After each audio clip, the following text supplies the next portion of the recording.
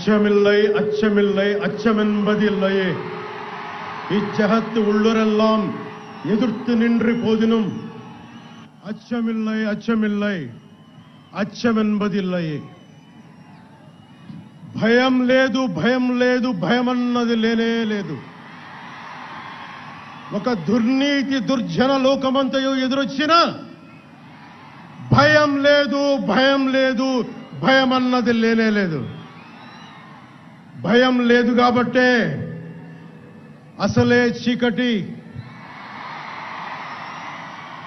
గాఢాంధకారమైన వెళ్లే దారంతా గోతులు గుంతలు లోయలు అగాధాలు ఉన్నా ఇల్లేమో దూరమైన చేతిలో దీపం లేకపోయినా గుండె ధైర్యమే కవచంగా ధరించిన వాణ్ణి కనుకే అన్నీ ఒక్కడే అయి అన్నీ ఒక్కడే అయి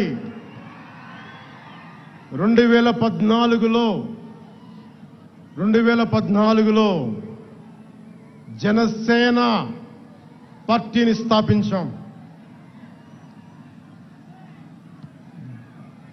భావ తీవ్రత ఉంది గనుకే 2018లో పోరాట యాత్ర చేశాం.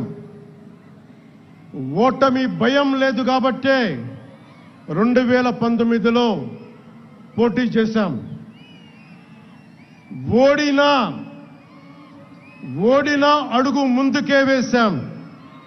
మనం నిలబడ్డాం, పార్టీని నిలబెట్టాం. మనం నిలదొక్కుకున్నాం. మనం నిలదొక్కుకోవటమే కాకుండా 4 దశాబ్దాల టీడీపీ పార్టీని కూడా నిలబెట్టాం.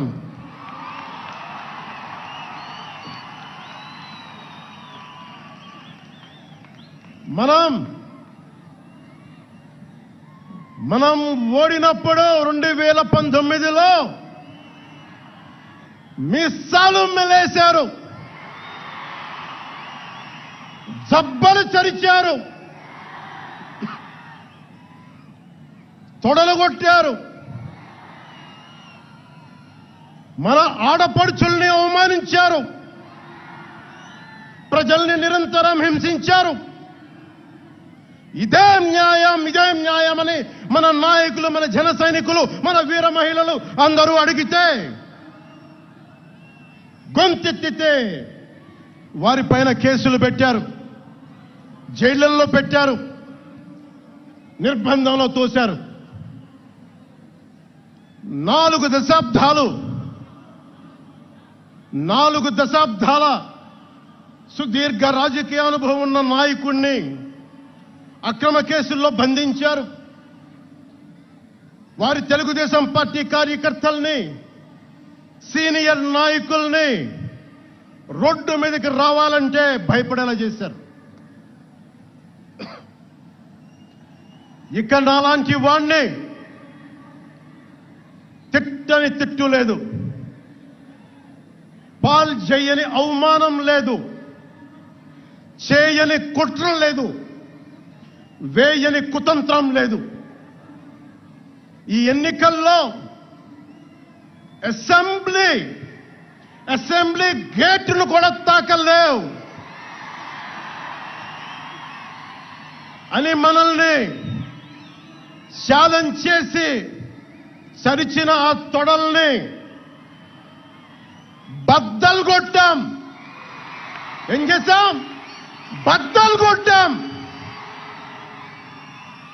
బద్దలు కొట్టి ఆంధ్రప్రదేశ్ అసెంబ్లీలో 21 మంది ఎమ్మెల్యేలతోటి, పార్లమెంటులో 2 ఎంపీలతోటి అడుగు పెట్టాం.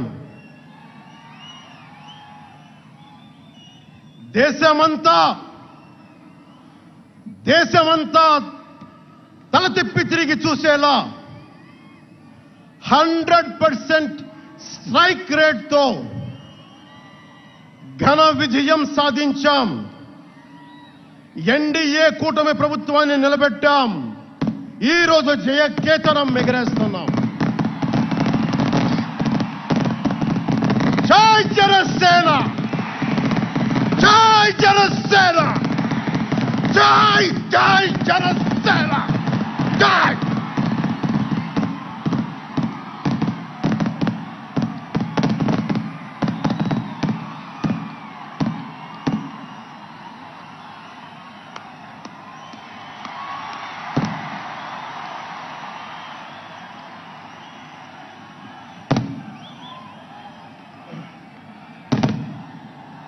భరత భూమి నేర్పినదో, ప్రజాకోటి నేర్పినదో నిజమేమిటో కానీ ఒట్టి చేతిలో శత్రువుపై దుమికే శక్తి ఉంది అని చెప్పిన దాశరథి కృష్ణమాచార్య మాట బలం తెలంగాణకే కాదు, నెల్లూరులో చదువుకున్న నాకు కూడా.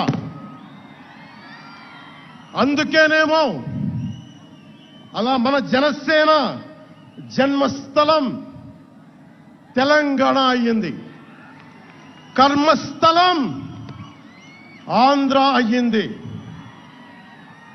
రుద్ర వీణ వాయిస్తా, అగ్ని ధారలు కురిపిస్తా, తిరుగుబాటు జెండా పట్టిస్తా, దుష్ట పాలన నుండి విముక్తి కలిగిస్తా అన్న కృష్ణమాచార్య మాటలు మాకే కాదు, మబ్బుల్లో పరిగెత్తే పిడుగులు, వేట కోసం బయటకొచ్చిన కొదమ సింహాలు వారికి కూడా ఊతమిచ్చినాయి.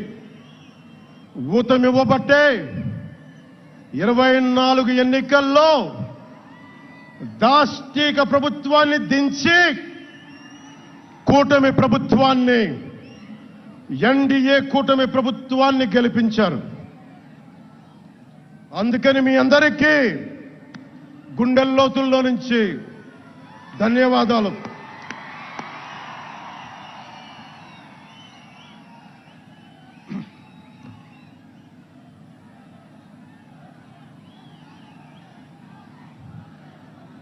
మూగబోయిన కోటి తమ్ముల గళాల పాట పలికించి కదిలి జవమ్మ కూర్చి నా కళానికి బలమిచ్చి నడిపినట్టి నా తెలంగాణ కోటి రతనాల వీణ, నా తెలంగాణ కోటి రతనాల వీణ.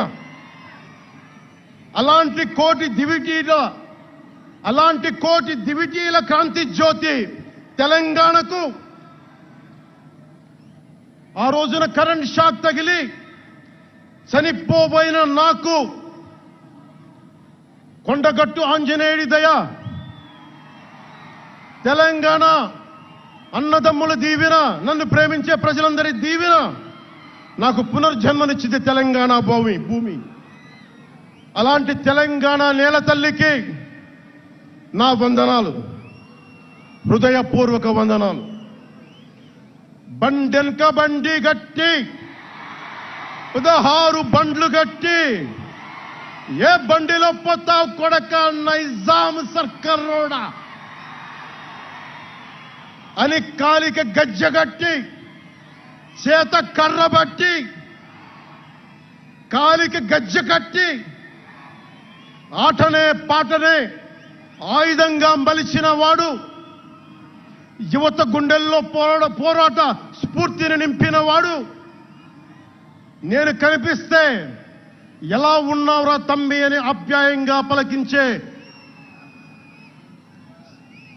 మన మధ్య లేని అన్న నా గద్దరన్న, నేల నుంచి వచ్చిన నా తెలంగాణ జన సైనికులకి, జనసేన నాయకులకి, వీర మహిళలకు నా హృదయపూర్వక శుభాకాంక్షలు.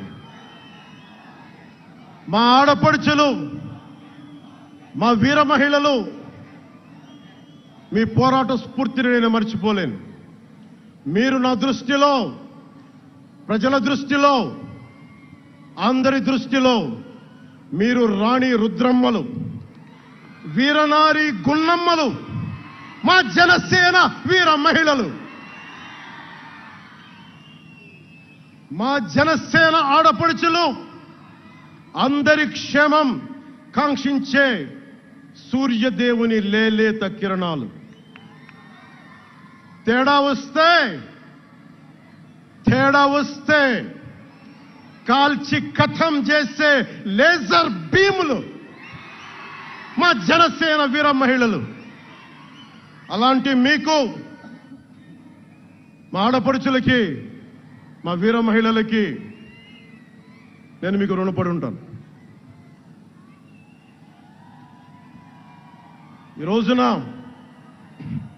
కొణతాల గారు చెప్పినట్టుగా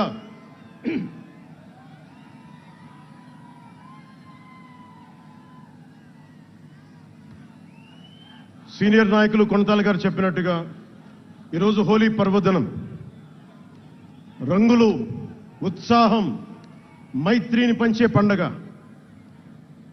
చెడు పోయింది, మంచి వచ్చిందని చెప్పి రంగులు జల్లుకునే పండగ. మన జయకేతనం ఎగరవేసిన రోజున హోలీ కూడా రావటం యాదృచ్ఛికం కాదు, భగవంతుడి నిర్ణయం. అందుకని దేశ ప్రజలందరికీ నా హోలీ శుభాకాంక్షలు తెలియజేస్తా ఉన్నాను. ये भगवान का आशीर्वाद है कि जनसेना का यह खास दिन होली के पावन त्योहार के साथ आया है. मेरे लिए होली रंगों का त्योहार है, एकता का त्योहार है, दोस्ती का उत्सव है, खुशी और उल्लास का पर्व है. इस शुभ अवसर पर मैं इस मंच से, पिठापुरम से आप सभी को होली की हार्दिक शुभकामनाएं देता हूं. తమిళనాడు నుంచి నాకు ఎంతో ప్రేమనిచ్చారు. మన స్పీచ్లు చూస్తారంటే నాకు తెలియదు. మన తమిళనాడు పర్యటనకి వెళ్తే అందరూ నాకు ఎంతో ప్రేమనిచ్చారు. షణ్ముఖ యాత్రకి వెళితే నేను తమిళనాడులో చాలా కీలకమైన దశలో ఉన్నవాడిని, పెరిగినవాడిని. సుబ్రహ్మణ్య భారతీయారిని స్ఫూర్తిని నింపుకున్నవాడిని. అలాంటి తమిళనాడు ప్రజలందరికీ నా మనస్ఫూర్తిగా మీకు నా నమస్కారాలు. రమణ మహర్షి ఉళ్ళిట్ట ఎన్నట్లు సిద్ధర్గల్ వాళింద సిద్ధపేట్ల సిద్ధర్ భూమి ఉలహ పుదుమరియం తిరుక్కురళవై உலகுக்கு தந்த ஞான பூமி அச்சமில்லை என முழுங்கிய மகாகவி பாரதியார் வீரபூமி உலகத்தை ரட்சிக்கும் கந்தசஷ்டி கவசம் எனும் அருண்கோடை தந்த ஆன்மீக பூமியாம் தமிழகத்தை சேர்ந்த என் அன்பு உள்ளங்களுக்கு எனது அன்பு நிறைந்த வணக்கங்கள். మన మహారాష్ట్రకి వెళితే నాకు మహారాష్ట్రలో అభిమానులు ఉంటారు. అది కూడా రాజకీయ పరంగా ఉంటారు, సినిమాల పరంగా కాకుండా అని నాకు తెలియలా. ఎంతో ప్రేమనిచ్చారు. గౌరవ మహారాష్ట్ర ముఖ్యమంత్రి దేవేంద్ర ఫడ్నవీస్ గారు నన్ను రమ్మని 19 నుంచి అడుగుతా ఉన్నారు. అప్పుడు కుదరలా, 24లో కుదరలేదు, 19లో కుదరలేదు, 14లో కుదరలేదు. మొన్న హర్యానాలో మీరు రావాలి ఖచ్చితంగా అని చెప్పి ప్రత్యేకించి నన్ను పిలిపించారు. నేను ఎన్డీఏ కూటమి కోసం ప్రచారం చేశాను, భారతీయ జనతా పార్టీ కోసం. వెళ్ళిన అన్ని సీట్లు దాదాపు 95% మనం గెలిచాం, ఒక్క సీటు తప్ప. మీకు తెలుసు, నాకు మరాఠీ నేల, మహారాష్ట్ర నేల, ఛత్రపతి శివాజీ మహారాజ్ నేల, ఛత్రపతి సంభాజీ మహారాజ్ నేల. అలాంటి నేలకి ఇక్కడ మనకి ఉన్నారా మీరు? ఓకే. ఇక్కడ మన స్వామీజీ పేరేంటి? మన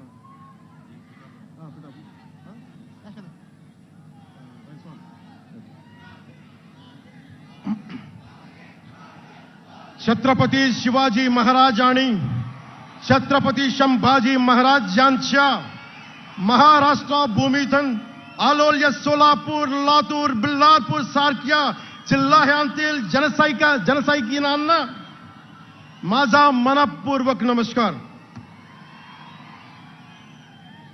అలాగే కర్ణాటక నుంచి వచ్చిన అభిమానులకి, ಕರ್ನಾಟಕದಿಂದ ಈ ಹಬ್ಬಕ್ಕೆ ಆಗಮಿಸಿದ ನನ್ನ ಜನ ಸೈನಿಕರಿಗೆ, ನನ್ನನ್ನು ಪ್ರೀತಿಸುವ ಕರ್ನಾಟಕದ ಜನ ಸೈನಿಕರಿಗೆ హృత్పూర్వక నమస్కారాలు. చాలా భాషలు అయిపోయినాయి కదా. అది మీకు అర్థమైంది కదా. రెండు భాషలు ఒక్క భాషలా కాదు. భారతదేశానికి కావాల్సింది తమిళనాడుతో సహా we need multiple languages, not just two. We need multiple languages to keep, not just for the integrity of the country, but also to understand each other, to share love with each other. అందుకనే బహుభాష భారతదేశానికి మంచిది. చెప్తామా? భారత్ మాతా की जय. बोलो भारत माता की.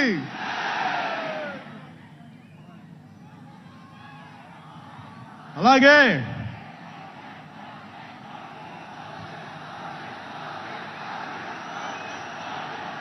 వేద్దాం. చాలు, వస్తుంది.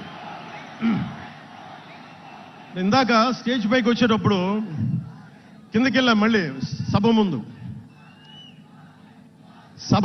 చాలా సినిమాలు ఆపండి. చాలు ఓజీ చాలు. అంటే మీ అందరికీ నేను సినిమాలు ఎందుకు వద్దని చెప్తానంటే, సినిమాలు తక్కువ చేయడం నా ఉద్దేశం కాదు. మీరు ఓజీ సినిమాకి వెళ్ళి జనసేన జిందాబాద్ అని ఎలా అనకూడదు, ఇక్కడికి వచ్చి సినిమా ఎందుకు అనకూడదంటే, ప్రాణాలు తెగించున్నారు ఇక్కడ వాళ్ళందరూ, ఇక్కడ జన సైనికులు. ఎందుకు సినిమా మాట్లాడకూడదు అంటే, 450 మంది పైచీలకు జన సైనికులు సినిమాలను కాదు సిద్ధాంతాలు నమ్మి చనిపోయారు. వారి గౌరవం కోసం.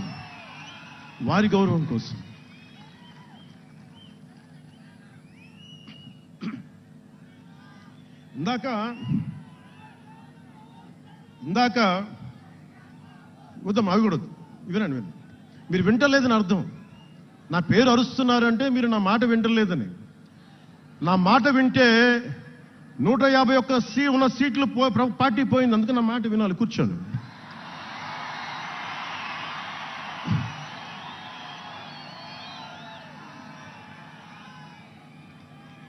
ముందుగా నేను 11 సంవత్సరాల క్రితం పార్టీ పెట్టినప్పుడు, ఈరోజు మీకు డేటాలు చెప్పను, ఎన్డీఏ ప్రభుత్వం గురించి వీటిని చెప్పను. నేను మీతోటి 11 సంవత్సరాలు పార్టీని ఎలా నడిపాం, ఏ బేసిస్తో నడిపాం, నా కష్టాలేంటి, నేను పడ్డ ఇబ్బందులేంటి, కొన్ని పంచుకుంటాను. అన్నీ పంచుకుంటే సంవత్సరం కావాలి. నేను ఓటమిలు ఎలా ఉంటాను, గెలుపులు ఎలా ఉంటాను, మీరు నా గుండెల్లో పెట్టుకున్న వాళ్ళు, మీరందరూ నా గుండెలో పెట్టుకున్నదమ్మా.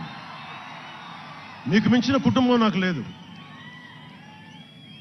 అలాంటి నేను 2014లో ఒక్కడనే కూర్చొని జ్వలిస్తూ మదించిపోతూ, మన ఆలోచనతో మదిస్తూ, ఎలా చెప్పాలి, పెద్ద రాజకీయాల మీద నా చాలా మందితో కసరత్తులు చేసిన వాడిని కాదు. 2009లో అప్పుడే రాజకీయ ప్రస్థానం తప్ప. 2003లో నేను మా నాన్నకి చెప్పాను ఫస్ట్. ఈరోజు మా నాన్నగారు లేరు, స్వర్గస్థులయ్యారు. మా నాన్నకి మా అమ్మకి 2003లో చెప్పాను, అమ్మ నేను ఒకరోజు పాలిటిక్స్కి వెళ్తాను. మా నాన్నకి నచ్చల మాట. శుభ్రమైన కెరీర్ పెట్టుకొని పిచ్చేంట్రా నీగా కానీ నేను చెప్పలేకపోయినా ఆ రోజున. నేను సినిమాలని దృష్టిలో పెట్టుకొని ఎదగలేదు, సమాజాన్ని దేశాన్ని దృష్టిలో పెట్టుకుని ఎదిగాను. సినిమా నాకు ఉపకరణం అయింది కానీ సినిమా నా జీవితం కాలం. చెప్పలేకపోయినా ఆ రోజున. నన్ను చాలామంది, మీరు అందరికీ నాకు గద్దరన్న ఎలా పరిచయం అనుకున్నారు మీరు? రాజకీయాల ద్వారా కాదు. గద్దరన్న ఖుషీ సినిమా చూసి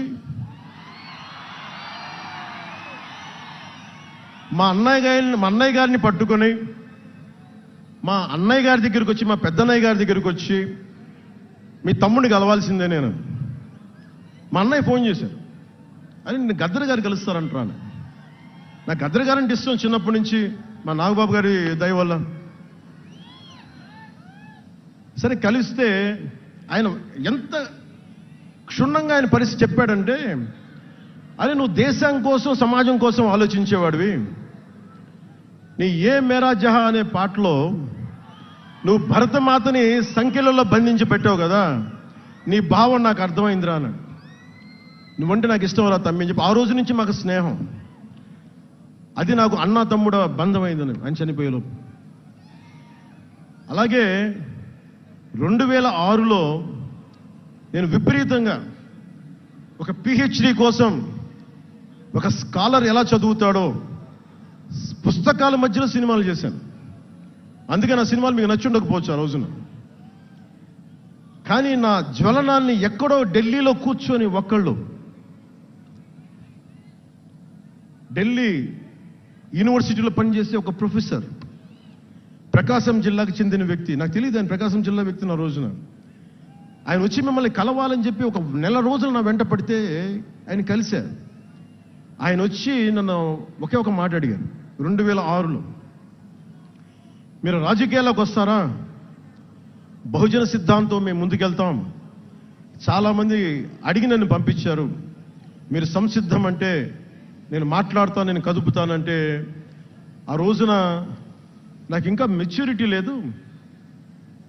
ఒక కుటుంబాన్ని నడపడానికే చాలా శ్రమ పడాలి. ఒక కుటుంబాన్ని ఏకతాటిపైన తీసుకురావాలంటే నేను కష్టపడాలి. ఒక సినిమా చేయాలంటే నేను ఇంత కష్టపడాలి. ఇన్ని కోట్ల మందికి సంబంధించిన జీవితాన్ని ఒక భావంతో కట్టిపడేయాలంటే నాకు ఇంకా అంత మెచ్యూరిటీ లేదు. మెచ్యూరిటీ వచ్చిన రోజున మీకు తెలియజేస్తానని చెప్పాను. ఆ వ్యక్తి అప్పటి నుంచి ఇప్పటిదాకా అరుదుగా అప్పుడప్పుడు కలుస్తూ ఉంటాను. ఈ రోజున హైదరాబాద్ సెంట్రల్ యూనివర్సిటీ ప్రొఫెసర్, మీలో కొంతమందికి తెలిసి ఉండొచ్చు, ప్రొఫెసర్ శ్రీపతి రాముడు గారికి మనస్ఫూర్తిగా నా ధన్యవాదాలు తెలియజేస్తున్న. వారిని వేదికపైకి రమ్మని మనస్ఫూర్తిగా కోరుకుంటా ఉన్నాను. ఎందుకంటే మీరు ఓజీ ఓజీ అని అరుస్తూ ఉంటే, నన్ను సినిమాల కంటే కూడా సినిమాల్లో ప్రజలకి పనిచేసే మనిషిని చూశారు ఇలాంటి మేధావులందరూ, పోరాట యోధులందరూ. సో నాకు ఎప్పుడు కూడా ఆయన ఒక నిమిషం ప్రొఫెసర్ గారు నా మన జనసేన పార్టీ కాదు, ఆయన ప్రొఫెసరే. బహుజన సిద్ధాంతాల కోసం, అంబేద్కర్ ఆశయాల కోసం, అణగారిన వర్గాల కోసం నిలబడ్డ వ్యక్తి. ఆయన చాలామంది విద్యార్థుల్ని పిహెచ్డీలకి సిద్ధం చేసే వ్యక్తి. మన దగ్గరున్న బేతపూడి విజయ్ కుమార్ గారు కూడా ఆయన శిష్యుడే. ఇలాంటి శిష్యులు ఎంతమంది తయారు చేసి ఆయన జనసేన ఎప్పుడు నాకు అండగా ఉంటారు. ఓడిపోయినా నిలబడ్డా ఎప్పుడైనా సరే నమ్మకం ఏంటంటే మీరు ఉండాలి, మీరు రాణించాలి నిరంతరం తప్పించే శ్రీపతి రాముడు గారికి నేను ఇవ్వగలిగేది ఒకటే, నా గుండెల నుంచి ప్రేమ ఇవ్వగలను.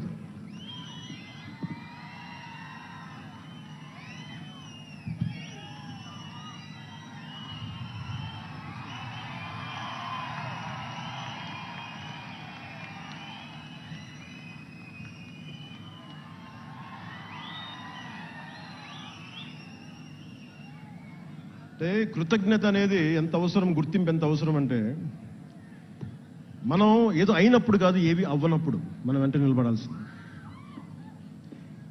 నేను థ్యాంకింగ్ నోట్స్ చెప్దాం అనుకున్నా. ఎవరికి చెప్పాలి? ముందుగా ఈ సభా వేదిక కోసం పారిశుద్ధ్య సిబ్బందికి నా గుండెల్లో పెట్టుకొని గౌరవించే నా పారిశుద్ధ్య సిబ్బందికి ముందుగా మీ అందరికీ నా హృదయపూర్వక నమస్కారం, హృదయపూర్వక ధన్యవాదాలు. యాక్చువల్గా నేను అనుకుంది ముందుగా పారిశుద్ధ కార్మికులకి సన్మానం చేసి స్పీచ్ మొదలు పెడదామని. ఎక్కువ మంది ఉండటం వల్ల మన సమయం సరిపోదు కాబట్టి రేపొద్దున మన సీనియర్ నాయకులందరినీ, సోదరులు నాగబాబు గారిని, ఎమ్మెల్సీ వారిని గౌరవించి చేయవలసిందిగా నేను కోరుకుంటున్నాను. అలాగే దారి పొడవున శుభాకాంక్షలు తెలియజేసిన హోర్డింగ్స్ ద్వారా నా సోదరులు సోదరీమణులందరికీ, ప్రతి ఒక్కరికి, నాయకులందరికీ నా ధన్యవాదాలు. డిప్యూటీ సీఎం పేషి అధికారులందరికీ కూడా నా ధన్యవాదాలు. నా సెక్యూరిటీ సిబ్బందికి కూడా నా ధన్యవాదాలు. ఈ ఆవిర్భావ దినోత్సవానికి ముందుండి నడిపించిన గౌరవ సివిల్ సప్లైస్ మంత్రి, Janasena political affairs committee chairman, నన్ను కాలానికి నా పరీక్షలు పెట్టి కానీ ఒకసారి నిర్ణయం తీసుకున్న తర్వాత ఓడిపోయినా కానీ వెన్నంటే నిలబడ్డ నా సోదరుడు పిఎస్సి చైర్మన్, గౌరవ సివిల్ సప్లైస్ మంత్రి శ్రీ నాదెండ్ల మనోహర్ గారికి నా హృదయపూర్వక ధన్యవాదాలు.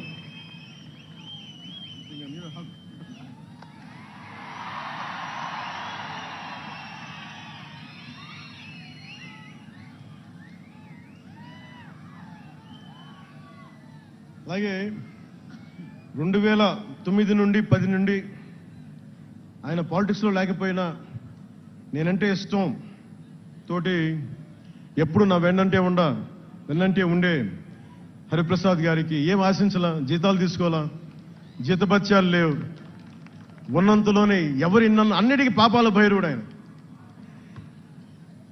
పవన్ కళ్యాణ్ ఆ నిర్ణయం తీసుకోలేదంటే ఈయనే ఉంటాడు కారణం అంట. పవన్ కళ్యాణ్ తేలిక మాట నేస్తాడు అందరి మాట. పవన్ కళ్యాణ్ కొంచెం ఆలోచన ఉంటుంది కదా, ఎవరికి ఇవ్వాలి, ఎందుకు ఇవ్వకూడదు. కానీ ప్రతిదానికి నేను తీసుకున్న నిర్ణయాలకి ఆయన భరించాడు. అలాంటి అన్నిటినీ భరించి నా వెన్నంటే ఉన్న హరిప్రసాద్ గారికి మనస్ఫూర్తిగా నా ధన్యవాదాలు.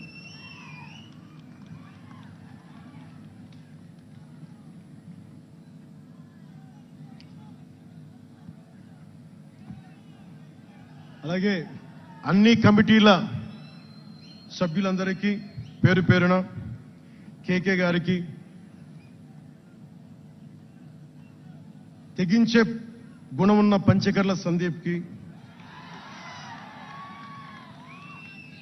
పోరాటం చేసిన నాయకులందరికీ నా ప్రత్యేక ధన్యవాదాలు. సోషల్ మీడియా సిబ్బందికి, స్టేజ్ కల్చరల్ ఆర్టిస్టులందరికీ, ఫుడ్ సప్లైర్స్ అందరికీ, దాతలకి, డాక్టర్స్ టీమ్కి, ప్రతి ఒక్కరికి నా హృదయపూర్వక నమస్కారాలు.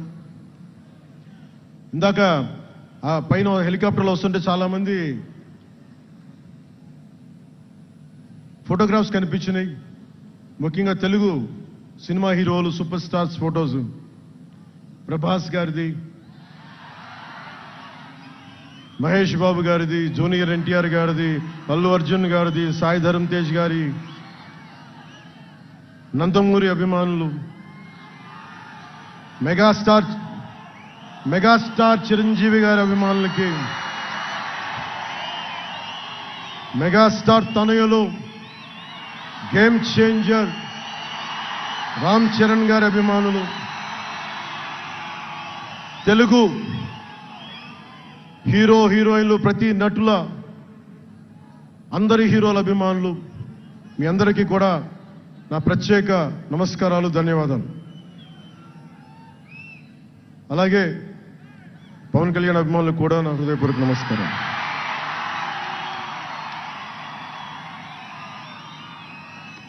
మద్దతు ఇచ్చిన జనసేనతో పాటు ఎన్డీఏ కూటమి పక్షాలైన తెలుగుదేశం, బీజేపీ నాయకులకు, కార్యకర్తలకు నా ప్రత్యేక ధన్యవాదాలు. అసలు మనం ఇంత ఘన విజయం సాధించాం. మనం కలిసి పోరాటం చేశాం, కష్టాలు ఉన్నప్పుడు చెయ్యనందించాం. అది గుర్తుపెట్టుకొని ఈ రోజున డిప్యూటీ ముఖ్యమంత్రి, ఉప ముఖ్యమంత్రిగా కలిసి ఒక వ్యక్తితో బలవంగా ప్రయాణం చేస్తా ఉన్నాను. 4 దశాబ్దాల సుదీర్ఘ అనుభవ రాజకీయ నాయకులు, హైటెక్ సిటీని రూపకల్పన చేసిన దార్శనికుడు, క్లేమోర్ మైన్స్ తోటి పేల్చేస్తే కింద పడితే దులుపుకొని మళ్ళీ రాజకీయాల్లో తిరిగి నెక్స్ట్ డే డ్యూటీలోకి వచ్చిన బలమైన నాయకుడు, శ్రీ గౌరవ ముఖ్యమంత్రి శ్రీ నారా చంద్రబాబు నాయుడు గారికి, వారి తనయులు శ్రీ నారా లోకేష్ గారికి నా హృదయపూర్వక ధన్యవాదాలు, నమస్కారాలు.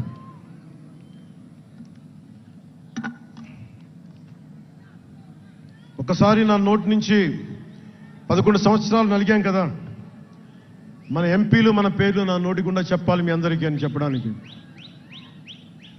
నాదెండ్ల మనోహర్ గారికి, కందుల దుర్గేష్ గారికి, ఎంపీలు తంగెళ్ల ఉదయ్ శ్రీనివాస్ గారికి, వల్లభనేని బాలశౌరి గారికి, కొణిదెల నాగబాబు గారికి, హరిప్రసాద్ గారికి, నిమ్మక జయకృష్ణ గారికి, లోకం నాగం మాధవ గారికి, కొనతాల రామకృష్ణ గారికి, పంచకల్ల రమేష్ బాబు గారికి, సుందరపు విజయ్ కుమార్ గారికి, చనిపోయిన వంశీకృష్ణ యాదవ్ గారికి, పంతం నానాజీ గారికి, బత్తుల బలరామకృష్ణ గారికి, శ్రీ దేవివర ప్రసాద్ గారికి, గిడ్డి సత్యనారాయణ గారికి, పులపర్తి ఆంజనేయులు గారికి, బొమ్మిడి నాయకర్ గారికి, బోలిశెట్టి శ్రీనివాస్ గారికి, పొత్సమాత ధర్మరాజు గారికి, చిర్రి బాలరాజు గారికి, మండలి బుద్ధప్రసాద్ గారికి, ఆర్ శ్రీధర్ గారికి, ఆరణి శ్రీనివాసులు గారికి,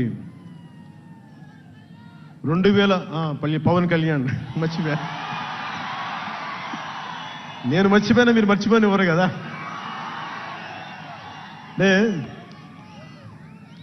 ఇది మన 11వ సంవత్సరం, వారు 11కి అంకితం చేశాం.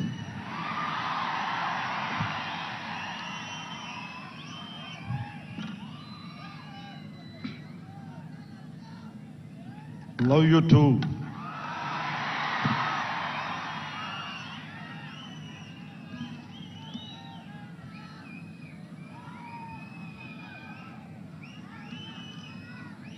అలాగే ఈ సభకి పోలీస్ వ్యవస్థ మీకు తెలుసు, మనం ఎంత నలిగిపోయామో.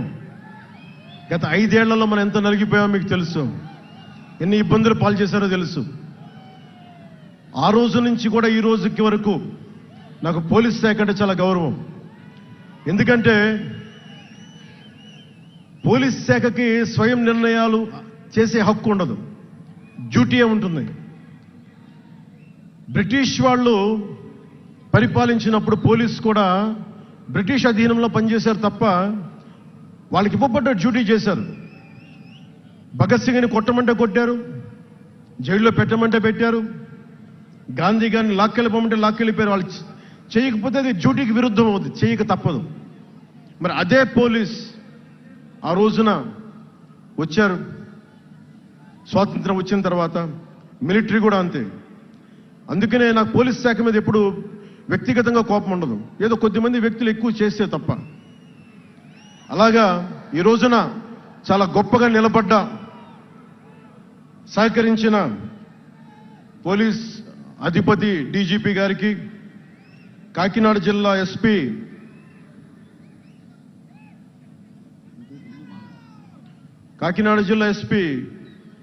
బిందు మాధవ్ గారికి, కలెక్టర్ శ్రీ షణ్మోహన్ గారికి, రెవెన్యూ అధికారులకు, ఇతర పోలీస్ అధికారులకు, మున్సిపల్ అధికారులకు, బందోబస్తు డ్యూటీకి వచ్చి అన్ని జిల్లాల నుంచి వచ్చిన నలిగిపోయి ఎండలో ఉన్న నా కానిస్టేబుల్ సోదరులకు, ప్రతి ఒక్కరికి పేరు పేరున నా హృదయపూర్వక ధన్యవాదాలు, హృదయపూర్వక కృతజ్ఞతలు.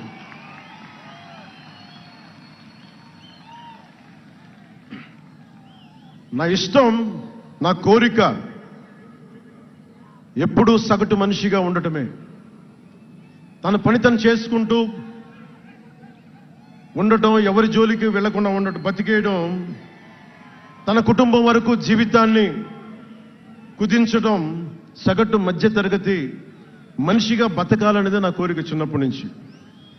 మా నాన్న కోరిక ఏంటంటే, నేను ఇంటర్ చదువుతున్నప్పుడు, అరే నేను డిగ్రీ చదవలేకపోయి, నువ్వు డిగ్రీ చదివి కనీసం నువ్వు ఎస్ఐగా సెలెక్ట్ అయితే నువ్వు కనీసం డిఎస్పీ కంటే కొంచెం పై ర్యాంక్లో నువ్వు రిటైర్ అవుతారు అని చెప్పాడు మా నాన్న.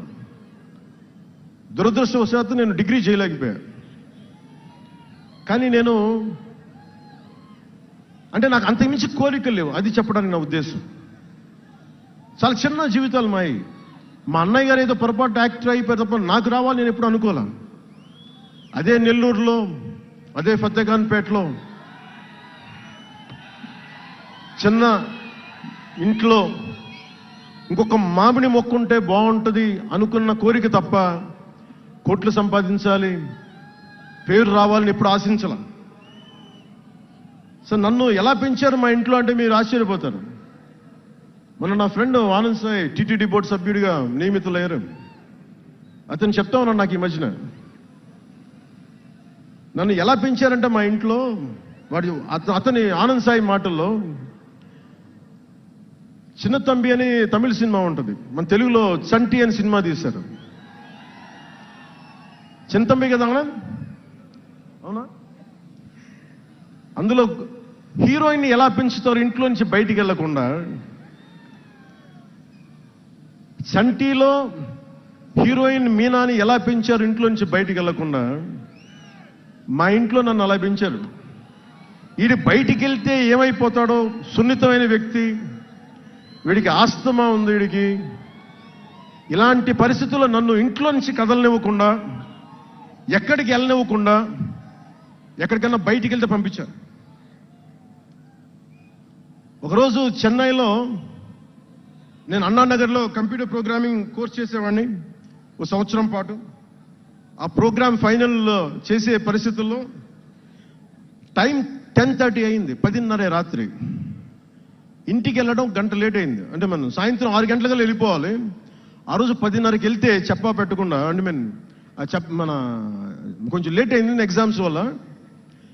ఇంటికి వెళ్ళేటప్పటికి ఎలా ఉంది అంటే, ఇంట్లో ఆడపిల్ల వెళ్ళిపోతే ఇల్లు ఎలా ఉంటుందో, 10:30కి నేను ఇంటికి వెళ్తే మా అన్నయ్య షూటింగ్ నుంచి క్యాన్సిల్ చేసుకుని వచ్చేస్తా ఉన్నారు. మా వదిన ఇంట్లో హాల్లో ఉంది, మా నాగబాబు వీధి బయట తిరుగుతూ ఉన్నాడు. మొత్తం అందరూ ఏమైపోయాడు, ఎక్కడికి ఏమైపోయాడని. నేను ఎగ్జామ్ రాసి వస్తున్నాను, బస్సులు దొరకలేదు నాకు, 2 బస్సులు మారి రావాలని చెప్పాను. నాకు కార్లు లేవు ఆ టైంలో. అంటే అలాంటి నన్ను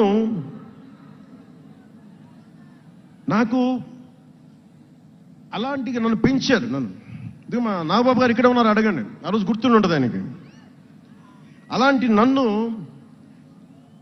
పాలిటిక్స్ చేస్తానని కానీ, సినిమాల్లోకి వస్తానని కానీ ఎవరు ఊహించలే. ఎందుకంటే నేనే ఊహించలే. పోనీ 18 ఏళ్ల వయసులోనో 20 ఏళ్ల వయసులోనో 10:30కి లేటుగా వచ్చామంటే ఒక అర్థం ఉంటుంది. అక్కడమ్మాయి ఇక్కడ అబ్బాయి, గోకులంలో సీత, సుస్వాగతం, తొలి ప్రేమ చేస్తున్న సమయంలో, మేబీ తొలి ప్రేమ ముందు అటో ఇటో, సంగీత్ థియేటర్లో, హైదరాబాద్ సంగీత్ థియేటర్లో క్లింట్ ఈస్ట్వుడ్ నాకు ఇష్టమైన హీరో, అతను సినిమాకి వెళ్ళా. బ్రిడ్జెస్ ఆఫ్ మాడిసన్ కౌంటీ అని ఒక ఇంగ్లీష్ నవల్ ఆధారంగా తీశారు. అది నాకు ఇస్తుంది ఆ నవల్. సో ఎలా తీశారని చెప్పి నేను షూటింగ్ రిలీజ్ కూడా అయిపోయినట్టుంది తొలి ప్రేమ. నేను నా ఫ్రెండ్ ఆనంద్ సాయిని, హరీష్ పాయిని, ఇంకో 2-3తోటి సెకండ్ షోకి వెళ్ళా. సెకండ్ షోకి వెళ్ళి ఇంటికి వస్తే కింద మా నాన్న, ఇంట్లో పైన రూమ్లో పడుకోవాల్సిన మా నాన్న కింద కుర్చీ వేసుకొని, ఓ నీల్ కమల్ చైర్ వేసుకొని నా కోసం వెయిట్ చేస్తా ఉన్నాడు. ఎక్కడికి రా వెళ్ళామని. షూటింగ్ అన్నాడు. షూటింగ్ అన్నాడు, సినిమాకి వెళ్ళానంటే ఆయన ఎట్లా తిట్టాడంటే నన్ను, నేను చాలా తప్పుడు పనులు చేసేస్తున్నట్టుగా, ఏదో బార్లో కూర్చొని తాగేసినట్టుగా. నేను అప్పటికి కొంచెం గుండె ధైర్యం తెచ్చుకొని చెప్పాను. అక్కడ మా నాన్నంటే భయం, చిన్నప్పుడు చాలా కొట్టేవాడు మా నాన్న మమ్మల్ని. ఆ భయం నన్ను కొట్టింది తక్కువ కానీ మా అన్నయ్యను కొట్టింది ఎక్కువ. సో ఎముడికి మొగుళ్ళలో ప్రసాద్ బాబు ఉంటాడు. చిరంజీవి గారు పక్క వ్యక్తిని కొడితే ఇతను లైన్లోకి వచ్చేస్తాడు, అక్కడ నేను డిసిప్లిన్లోకి వచ్చాను. అట్లాగే వీళ్ళని కొడితే నేను డిసిప్లిన్లోకి వచ్చాను. నాకు ఆయన కొట్టక్కర్లేదు, నేను డిసిప్లిన్గా ఉంటాను నేను. సో నాకు మా నాన్న చూడగానే భయం వేసింది, కొడతాడా గబుక్కున బాగుండదేమో అనుకునేవాడిని. నేను చెప్పాను కొంచెం బలం తెచ్చుకొని 3 సినిమాలు హిట్లు వచ్చినాయి, 4వ సినిమా రిలీజ్ అయ్యి హిట్ అయింది తొలి ప్రేమ. నాన్న నేను హీరో నన్న సంగతి కూడా మర్చిపోకు, నువ్వు అర్థం చేసుకో అని చెప్పాను. ఇంకా ఎక్కువ తిట్టాడు. అంటే మా నాన్న తిట్లు ఎలా ఉన్నాయంటే చెప్పలేను. కానీ ఈ అర్ధరాత్రి అపరాత్రి తిరుగుళ్ళు ఏంట్రా, ఈ సెకండ్ షోలకి వెళ్ళడం ఏంటి, ఏదో హీరో అయ్యావు అయితే అన్ని హెల్ప్ చేసేస్తావా అని తల ఉంచుకొని పైకి వెళ్ళిపోయాడు. అంటే అలాంటి నేను ఇన్ని కోట్ల మందికి సంబంధించిన పాలిటిక్స్ చేయాలంటే భగవంతుడు రాసిన రాత కాకపోతే నేను కోరుకున్నదా కాదు అది. అలాంటి వాతావరణంలో పెరిగిన నేను ఈ సినిమాలు ఏంటో, ఈ పాలిటిక్స్ ఏంటో, పార్టీ పెట్టడం ఏంటో అనుకుంటే ఇది అంటే ఇందాక ఎందుకు బయటికి వెళ్ళానంటే ఇవన్నీ ఆలోచిస్తున్నా. ఇదంతా భగవంతుడు మాయ తప్ప నాది కాదు నాకు తెలుసు. అలాంటి జీవితానికి దారి ఏర్పరిచింది, ప్రజా సమస్యలపై నిలబడేలా చేసింది, పార్టీ పెట్టనిచ్చింది నాలోని భావ తీవ్రత. పార్టీ పెట్టనిచ్చింది భావ తీవ్రత. పుస్తక పఠనం, డబ్బులు సంపాదించాక ఖర్చు పెట్టనంటే ఎలా కుదరదో, వద్దనుకున్న ఏదోలా ఖర్చు అయిపోతాయి. అలాగా కొంత జ్ఞానం వచ్చాక, కొంత చదివాక, కొంత చెయ్యగలిగే సత్తా ఉన్నాక నేను ఊరికనే కూర్చుంటాను, నేను ఏమి చెయ్యనంటే జీవితం అలా ఉండనివ్వదు. అలాంటి నన్ను ఏదో సాటర్డే సండే షూటింగ్ ప్రాక్టీస్కి వెళ్ళి మెడ్రాస్ రైఫిల్ క్లబ్లో, మార్నింగ్ లయోలా కాలేజ్లో జాగింగ్ చేసుకొని, ఇంటికి వచ్చి పుస్తకాలు చదువుకొని, మా వదినకి ఏదైనా అవసరమైతే పనులు చేసి పెట్టి, ఇలాంటి నేను సగటు మనిషి, మధ్యతరగతి మనిషి, అంతకుమించి వేరే పట్ల. పనగల్ పార్క్ వెళ్ళి కూరగాయలు తీసుకురావడం, వంకాయ ఎంత, తక్కాలి ఎంత, అంటే మన ఉల్లిపాయలు వంకాయలు ఎంత అని ఇట్లాంటివి తీసుకొచ్చేవాడిని. నెల్లూరులో పెద్ద బజారు వచ్చి మన పెద్ద బజారు చిన్న బజార్కి వెళ్ళి ఇంటికి కావాల్సిన సామాన్లు తీసుకొచ్చేవాడిని. నాకు అంతకుమించి జీవితాన్ని కోరుకోలేదు నేను. అలాంటిది నేను యాక్టర్ అయ్యాను, ఈ రోజున పొలిటికల్ లీడర్ అయ్యాను, దేశమంతా గుర్తించే అయ్యానంటే ఇది ఏది కూడా నేను కోరుకుంది కాదు, నాకు ఇవ్వబడింది. అందుకే నేను కర్మే చేస్తాను, నేను ఫలితం ఆశించను.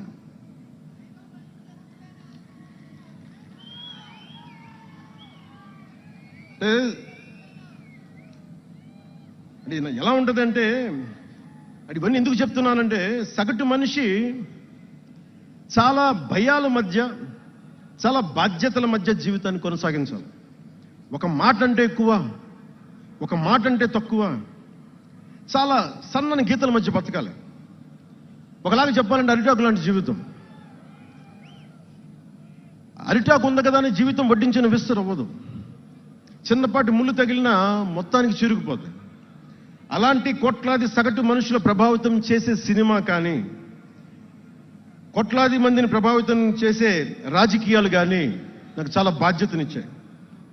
సినిమాలో ఎంత చెప్తే మంచిది, ఎంత చెప్తే మంచిది కాదు అని ఆలోచించి చేసేవాడిని. ఒక దేశభక్తి పాట పెడితే మంచిదా, ఒక క్లబ్ డాన్స్ పెడితే మంచిదా, ఈ రెండు ఆలోచించి దేశభక్తికి వెళ్ళాను నేను. అందుకే ఏ మేరా జేహానే పెట్టాను తప్ప ఓ మై డార్లింగ్ అని పెట్టలా.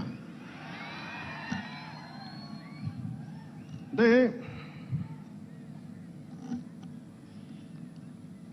ఎందుకు నేను ఆలోచిస్తానంటే, మనిషి మనెవరూ శాశ్వతం కాదు. మాట అది మంచి అయినా చెడైనా, అందుకే ఆలోచించే మాట్లాడతాను ఎప్పుడు.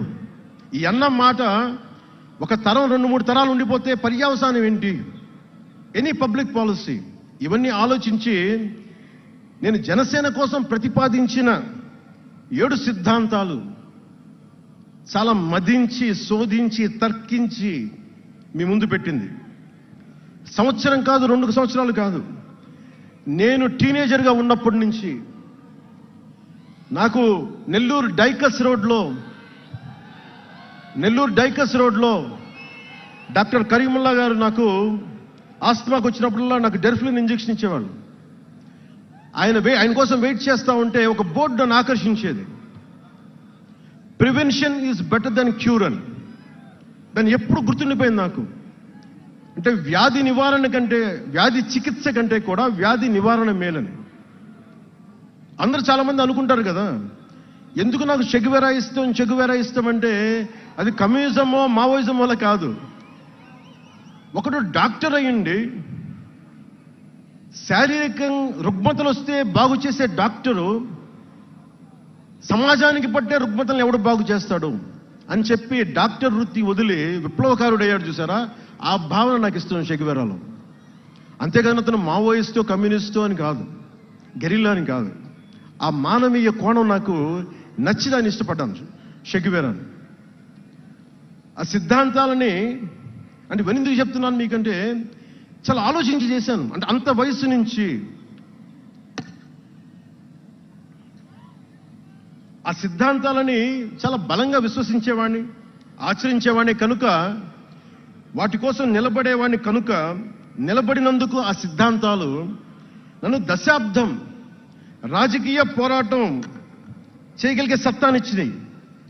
ఈ రోజున 100% స్ట్రైకింగ్ రేట్తో జైకేతనాన్ని ఎగరేస్తున్నాం ఈ రోజునంటే జనసేన 7 మూల సిద్ధాంతాలే కారణం. మీకు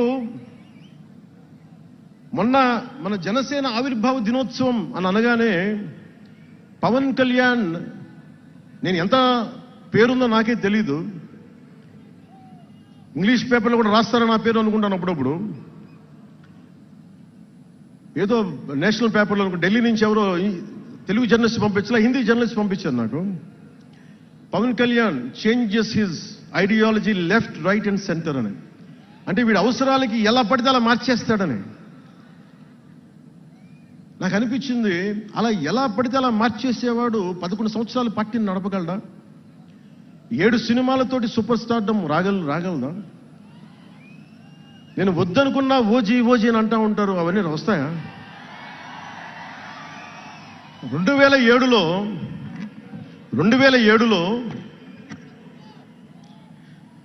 నేను కామన్ మ్యాన్ ప్రొటెక్షన్ ఫోర్స్ పెట్టినప్పుడు చాలా మంది నాకు ఇష్టమైన నాయకులు, ప్రభావితం చేసిన నాయకులు, ఒకరితో ఒకరికి సంబంధం లేదు. ఒకళ్ళు నారాయణ గురు అయితే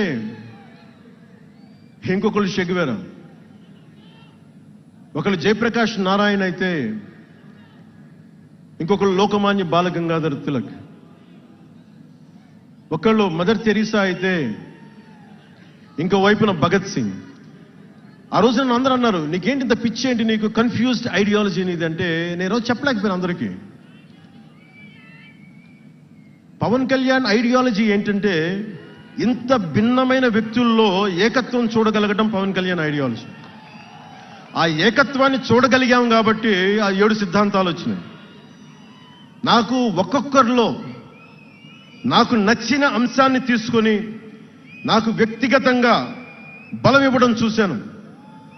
అది నా మీద ఎంత ప్రభావితం చూపించింది, అది ఎంత సక్సెస్ ఇచ్చిందో కూడా నాకు తెలుసు. అంటే నేను అందరిలాగా నేను కాలేజీలకి యూనివర్సిటీలకి వెళ్ళా, డాక్టరేట్ లేకుండా పోవచ్చు, యూనివర్సిటీస్కి వెళ్ళి ఉండకపోవచ్చు, కానీ జ్ఞానాన్ని సముపార్జించటం నా చిన్నప్పటి నుంచి ఈ క్షణం దాకా నేను ఎప్పుడూ ఆపలా, ఎప్పుడు నేర్చుకుంటానే ఉన్నాను. అంటే చిన్నప్పుడు ఇలస్ట్రేటెడ్ వీక్లీలు, ఫ్రంట్ లైన్ మ్యాగజైన్లు, న్యూస్ పేపర్లు, సోవియట్ భూమి పత్రికలు, చరిత్ర, సంస్కృతి పుస్తకాలు, సాహిత్యం, ఫిలాసఫీ, ఫారిన్ అఫైర్స్ ఇవేమి చదవడం ఆపలా ఇప్పటిదాకా. అవన్నీ సామాజిక, చారిత్రక, రాజకీయ అంశాల మీద అవగాహన లేకుండా ఎందుకు పార్టీ పెడతాం? దేశ విభజన, కలోనియల్ చరిత్ర, తిరుగుబాట్లు, చిట్టాగాంగ్, విప్లవ వీరులు, తాకట్టులో భారతదేశం, ఆడమ్ స్మిత్లు, మాల్థూసియన్ థీరీలు చదవకుండా, అర్థం చేసుకోకుండా పార్టీ పెట్టేస్తామా? అంటే ఇవన్నీ ఇంత అవగాహన, ఇంత సామాజిక పరిజ్ఞానం సినిమాలు చేసుకునే వాడికి ఎలా ఉంటుంది అవగాహన అని? అదే కదా. అంటే దానికోసం ఎలా పుట్టాలండి? ప్రత్యేకంగా తెల్లగడ్డం వేసుకొని పుట్టాలా అండి? ఆకాశంలోకి చూస్తా తెల్లగడ్డం వేసుకొని సామాన్యుడికి అర్థం కాని లిటరరీ టర్మ్స్ తోటి మాట్లాడి మాటల్ని మాట్లాడాలా? పోనీ పార్టీ పెట్టాలి అంటే నాన్న ముఖ్యమంత్రి అయి ఉండాలా? మావయ్య కేంద్ర మంత్రి అయి ఉండాలా? బాబాయిని చంపించి ఉండాలా అని ఎక్కడ రాసిలేదు కదా. అంటే దశాబ్దం పాటు ఒంటరిగా పార్టీని మొయ్యాలి అంటే ఎన్ని తిట్లు, ఎన్ని అవమానాలు భరించాలి, ఎంత నలిగుండాలి, ఎంత జ్వలించుకుపోవాలి, ఎన్ని పోగొట్టుకోవాలి. వ్యక్తిగత జీవితం నుంచి నా ఆరోగ్యం దాకా అన్ని పోగొట్టుకుంటానే వచ్చాను. దానికి ఈ జయకేతనం నాకు ఆనందాన్ని ఇచ్చింది. ఎందుకు చెప్తున్నానంటే ఆరోగ్యం గురించి. నేను మార్షల్ ఆర్ట్స్ చేసేటప్పుడు 3 గ్రనైట్ రాళ్లు గుండెల మీద పెట్టుకొని పగల కొట్టించుకునేవాడిని. 9 ఏళ్ల పిల్లలు, 8 ఏళ్ల పిల్లలు ముగ్గురిని ఒకళ్ళని ఇలా పట్టుకుని ఇంకొకటి భుజాల మీద కిక్కించుకొని గుడుంబ శంకర్లో మోసుకొచ్చినంత బలం ఉంది. చూడడానికి బక్కగానే ఉంటా, కానీ బలం అపారం ఉండేది. అలాంటి నేను ఈ రోజున నాకు రెండో కొడుకు నేను ఎత్తుకోలేను. పెద్ద కొడుకుని అలాగే ఎత్తుకోలేను అనుకోండి, అది వేరే విషయం. నా రెండో కొడుకుని చిన్నోడు 6-7 సంవత్సరాలు, వాడిని ఎత్తుకోలేను నేను. అంత బలహీన పడిపోయాను. కానీ బలం తెచ్చుకుంటాం మీ అందరి ఆశీస్సులతోటి, బద్దలు కొడతాం మళ్ళీ. అంటే రాజకీయాల్లో ఉండాలంటే 2 పిచ్చి పవర్ హంగ్రీ ఉండాలి, లేదా బలమైన సైద్ధాంతిక బలమన్నా ఉండాలి. వ్యక్తిగా ఎదగాలి, పదవే ముఖ్యం, అధికారమే ముఖ్యం. దానికోసం గుండాల్ని వాడుకుంటాం, మర్డర్లు చేయిస్తాం, వేల కోట్లు దోచేస్తాం, కులాలని కెలికేస్తాం, రకరకాల విద్వేషాలు రెచ్చగొడతాం, తద్వారా లాభపడతాం అన్నది ఇంకో పద్ధతి. నేను అది కోడికత్తిని వాడుకుంటాం, నేను అలాంటివి ఎంచుకోలే. సైద్ధాంతిక రాజకీయాన్ని ఎంచుకున్నాను. నాకు ఊహ తెలిసినప్పటి నుంచి అలాగే బతికాను. అందుకే నేను సమాజం, సమతుల్యత, భావితరాల భవిష్యత్తు, దేశం అంతరంగిక భద్రత, దేశ భద్రత, శత్రు దేశాల దాడులు ఆలోచించి దశాబ్దన్నర నలిగి గుండె రగిలి అందరిలోనూ చైతన్యం రగిలించి ఈ రోజున జనసేన జయకేతనం ఎగరవేస్తున్నాం. ఇది జనసేన పద్ధతి. Registered party to recognized party. It took us a decade plus.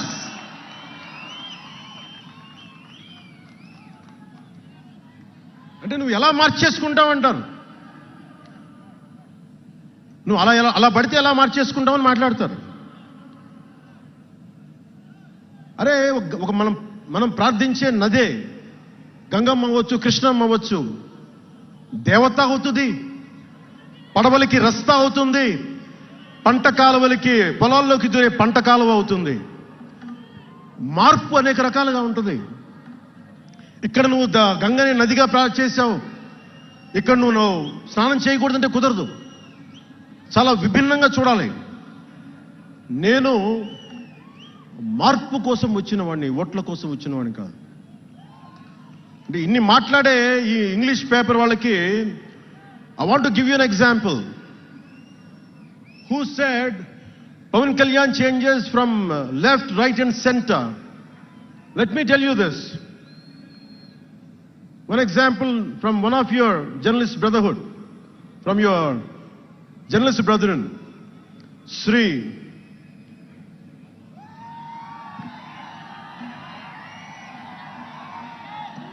M.J. Akbar. He wrote a book called Riot After Riot.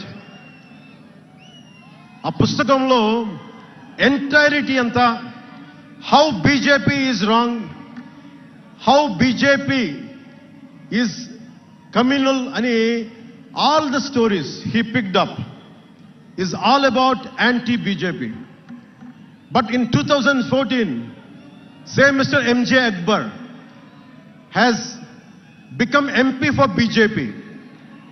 బీజేపీని తిట్టిన వ్యక్తే కాంగ్రెస్లో ఉండి బీజేపీకి వెళ్ళి మారగలిగినప్పుడు తప్పులేదు, కానీ నేను ఇన్ని రకాలుగా మాట్లాడి తప్పు అయిపోయింది అది. అంటే ఇది, let me tell you, I blended the best of everybody. I have tested it on myself personally and applied to the party. That's why we got 100% striking rate.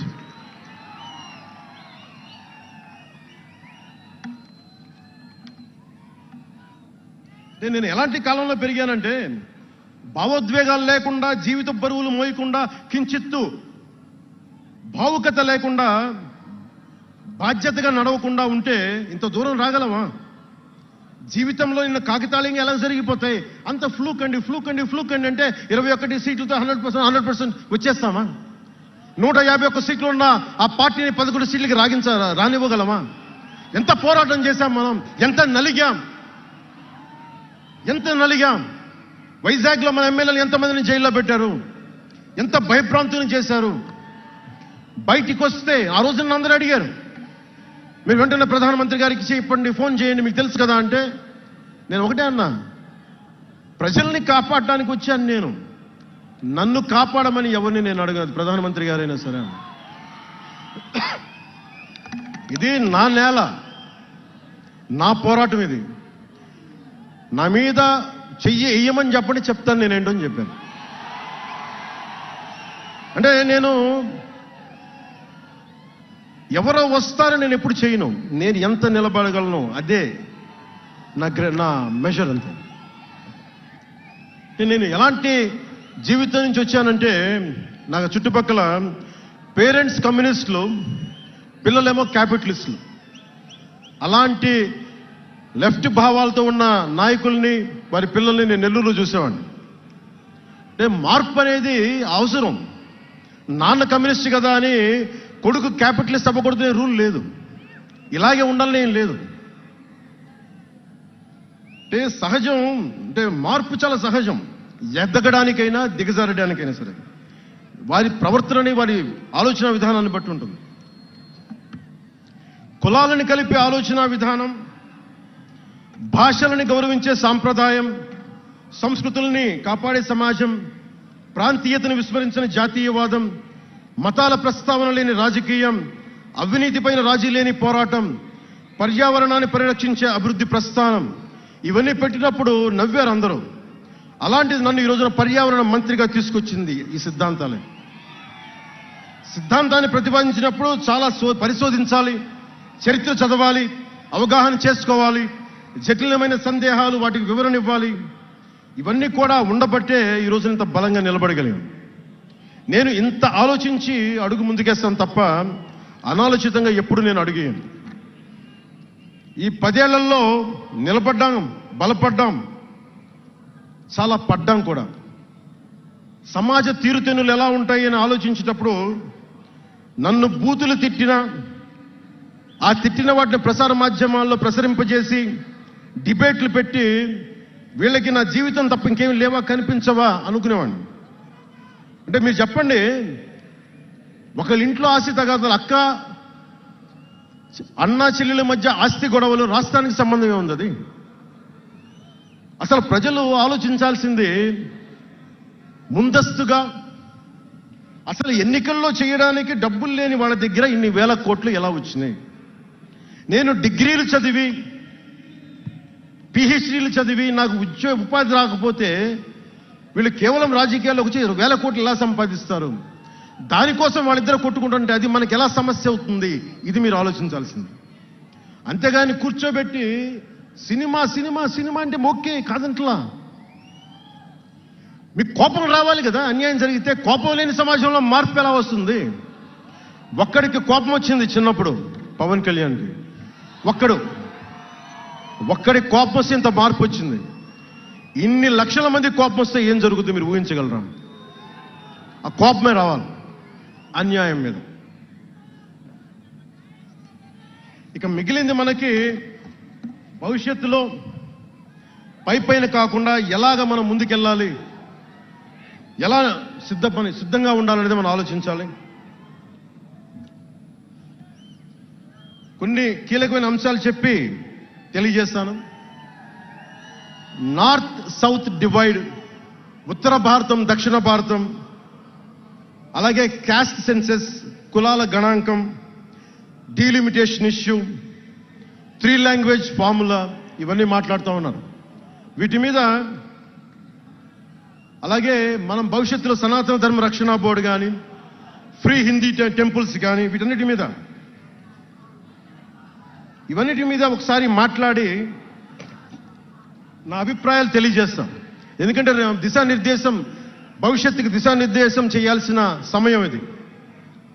అందుకని మీకు కొంచెం ఓపికగా వినండి ఇది. ఎందుకంటే ఇది సరదాలకి అల్లర్లకి సమయం కాదు, ఇది భవిష్యత్తుని నిర్దేశించే సమయం. దశాబ్దంన్నర తర్వాత వచ్చింది, అంటే 2009 నుంచి ఇప్పుడు దాకా చేస్తే వచ్చింది. సో నేను ఏం కోరుకుంటానంటే, అల్లరి చిల్లరగా ఉండేవాళ్ళు నాకు అవసరం లేదు, నిలకడగా నిలబడే వాళ్ళే నా సైన్యం.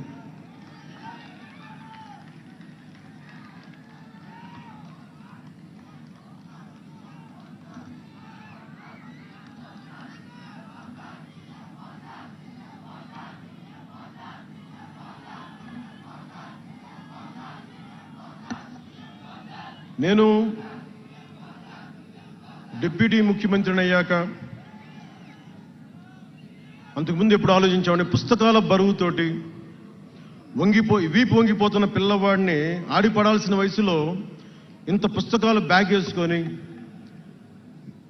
స్కూల్కి వెళ్తా, ఒకవైపు ఏమో టిఫిన్ క్యారియరు, ఇంకోవైపు ఏమో వాటర్ బాటిల్ పట్టుకొని జారిపోతా పడతా అమ్మకి నాన్నకి టాటా చెప్పి ఆ స్కూల్కి వెళ్ళే చిన్నపిల్లోడికి 2 పుస్తకాల బరువు తగ్గిస్తే నేను చాలా ధన్యుడిని అనుకునేవాడిని. అలాగే ఎక్కడో గిరిజన తాండాల్లో చుక్క నీటి కోసం ఏడ్చే గిరిజనులకి 1 బిందెడు మంచినీళ్ళు ఇస్తే చాలా బాగుంటుంది అని చేయగలను అనుకునేవాడిని. డోలీ మూతలతోటి రహదారులు లేని కొండ ప్రాంతాల్లో కేవలం 100 మంది నివసించే గిరిజన తాండాలకి ఒక చిన్న రోడ్డు వేయించగలమా అనుకునేవాడిని.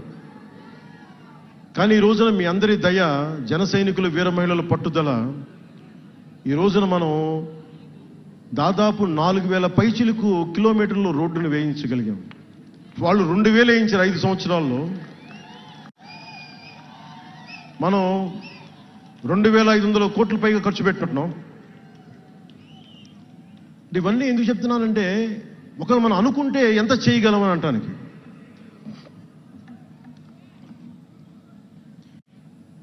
సమస్యలు ఏమున్నాయి మన దేశంలో ఇప్పుడంటే, ముఖ్యంగా పార్టీలో వేదిక పైన ఉన్న నాయకులకి, జన సైనికులకి, మీ అందరికీ కూడా ఇది చాలా కీలకమైన సమయం. 2047 విజన్ అని మాట్లాడుతున్నారు గౌరవ ముఖ్యమంత్రి గారు. 2047 ప్రధానమంత్రి గారు మాట్లాడుతున్నారు. వికసిత్ భారత్, స్వర్ణ ఆంధ్రప్రదేశ్, $2 ట్రిలియన్ ఎకానమీ, భారతదేశం ప్రపంచంలోనే 3వ ఆర్థికంగా బలంగా ఉండే దేశం అవ్వాలని ఆలోచిస్తూ ఉన్నాం. ఇంత బలమైన దేశం కావాలి అంటే బలమైన ప్రజలు ఉండాలి, బలమైన నాయకత్వం ఉండాలి. నేను ఎందుకు ఇంత తపన పడతాను మీ అందరి కోసం అంటే, నాకు ఈజీగా వెళ్ళిపోయే వ్యక్తులు అవసరం లేదు, నాకు గోల చేసే వ్యక్తులు అవసరం లేదు. దేశం కోసం నిలబడే యువత కావాలి, నాకు చీల్చి చెండాడే యువత కావాలి, నాకు దేశం కోసం. అంటే ఎందుకు చెప్తున్నానంటే, సర్దార్ వల్లభాయ్ పటేల్ గారిని అడిగారంట. బెంగాల్ రాష్ట్ర విభజనప్పుడు 1920లో విభజిస్తున్నాం అనుకున్నప్పుడు దేశంలో ఉన్న జాతీయ నాయకులు అందరూ వచ్చారు, జరగకూడదని ఆప్ చేశారు. అలాంటిది భారతదేశాన్ని పాకిస్తాన్గా, భారత్గా విభజిస్తుంటే మీరు ఎందుకు చేయలేకపోయారు, ఆపలేకపోయారు? ఒక రాష్ట్రాన్ని ఆపగలిగినప్పుడు ఇది ఎందుకు ఆపలేకపోయారంటే, ఆయన అన్న మాటలో ఏంటంటే, మాకు వయసు అయిపోయింది, పెద్దవాళ్ళం అయిపోయాం, జైల్లో నలిగిపోయాం, సరికొత్త యువరక్తాన్ని తయారు చేయలేకపోయాం, మాకు శక్తి సన్నగిల్లింది అని. అందువల్ల వదిలేయాల్సి వచ్చింది చేతుల అని. అది నాకు చాలా ప్రేరణ అయింది. నెక్స్ట్ అందరం, గౌరవ ముఖ్యమంత్రి గారు వికసిత్ ఆంధ్రప్రదేశ్ కోసం ఆలోచిస్తున్నారు. నేను వికసిత్ ఆంధ్రప్రదేశ్ కోసం ఆలోచించే వాళ్ళు ఉన్నారు. నేను ఆలోచిస్తుంది భవిష్యత్తుని నిర్మించగలిగే యువ నాయకత్వం. ఈరోజు ఒక్కడు తలుచుకుంటే ఎంతమంది ఎమ్మెల్యేలు వచ్చారో చూడండి. ఫస్ట్ టైం ఎమ్మెల్యేలు ఎంతమంది ఉన్నారు. అలాంటిది మీ నుంచి ఊరికి 100 మంది నాయకుల్ని తయారు చేయాలి. రాష్ట్రం నుంచి జాతీయ స్థాయిలోకి వెళ్ళగలిగే 100 మంది నాయకుల్ని తయారు చేయగలగాలి. అదే నా లక్ష్యం, నా స్వప్నం 2047కి. అంటే ఎలా ఉండాలి అంటే విదేశాలకి వెళ్ళాల్సిన అవసరం రాకూడదు. ఇంక మన దేశానికి మనం వీసాలు డినైల్ చేసేంత స్థాయి భారతదేశంలో ఉండాలి అంటే దేశాన్ని, సమాజాన్ని నడిపే నాయకులు మీలో నుంచే పుట్టాలి. నేను చేస్తాను దానికి ప్రోగ్రామ్స్. ఈ రోజున వేదిక పైన ఉన్న స్పోక్స్ పర్సన్స్ అందరూ ఎలా వచ్చారనుకుంటున్నారు మీరు? హరిప్రసాద్ గారికే చెప్పాను నేను, సార్ ఎలా చేయమంటారు సార్ మమ్మల్ని అని అడిగితే, మీరు వెళ్ళి జనంలోకి వెళ్ళండి, ఎవరైతే మాట్లాడగలరో వాళ్ళు పిలవండి అంటే అలా పిలిస్తేనే ఇక్కడున్న స్పోక్స్ పర్సన్స్ అందరూ కూడా జనం మధ్యలోంచి పికప్ చేసిన వాళ్ళు అలా తయారు చేశాం. పార్టీ నిర్మాణాన్ని అలా చేశాం. నా కోరిక ఆంధ్రప్రదేశ్, తెలంగాణ నుంచి దేశాన్ని ప్రభావితం చేసే 100 మంది యువ నాయకుల్ని, మహిళలు కావచ్చు, యువకులు కావచ్చు, అదే నా లక్ష్యం. దానికోసం పనిచేద్దాం మనందరం. ఎందుకంటే సరైన నాయకులు లేకపోతే చిల్లర వేషాలు వేసేవాళ్ళు, పనికి మాలిన వేషాలు వేసేవాళ్ళు చూసాం కదా గత ప్రభుత్వంలో ఎలా ప్రవర్తించారు. వాళ్ళు వచ్చారు అంటే బలహీనత మనది, తప్పు మనది. ఎవడు వచ్చినా వదిలేస్తున్నాం మనం. అందుకని మీరందరూ దానికి సంసిద్ధం అవ్వండి. ఇంకొక మాట వాళ్ళు మాట్లాడింది ఇందాక ఆ ఇంగ్లీష్ పత్రికలో ఒకటి చెగువేరా గురించి మాట్లాడారు. దానికి సమాధానం చెప్పాను. ఇంకోటి ఏమంటారంటే Pawan Kalyan has suddenly become a Hindu defender, a Sanatani defender అని. Do have to become a defender for Sanatana Dharma? It is with in my blood. I don't have to prove it. ఈరోజు today maybe you might be seeing it today. Always I had it in my blood. నేను 21 yearsలో కూడా 14 ఏళ్ల వయసు నుంచి right from the age of 14 I was doing దీక్ష. 14 సంవత్సరాల నుంచి ఎప్పుడు 5 సంవత్సరాలు దీక్ష చేసేవాడిని. మొన్నే మా అన్నయ్య, మా నాగబాబు, మా అమ్మ, నేను ఒక ఫోటో చూపించారు ఎవరో. నేను కాషాయ బట్టలో ఉన్నా. మా అన్నయ్య, మా పెద్దన్నయ్య, మా చిన్నయ్య, మా పెద్దన్నయ్య, మా అమ్మ నవ్వుతూ ఉన్నారు. నేను ఈ ఫోటో ఎలా పెట్టానంటే ఏంటి జీవితం, వైరక్తి వైరాగ్యంతో ఉండేవాడు. అంటే నేను నా ధర్మం మీద నాకు అంత గౌరవం. సో నాకు మీరెవరు కొత్తగా సర్టిఫికేట్లు ఇవ్వాల్సిన అవసరం లేదు. నేను మీకు ప్రూవ్ చేసుకోవాల్సిన అవసరం అంతకంటే లేదు. అంటే చిన్నప్పుడు ఎలా ఉండేయండి పరిస్థితులు, ఏదైనా మాట్లాడదాం వీళ్ళందరితో అంటే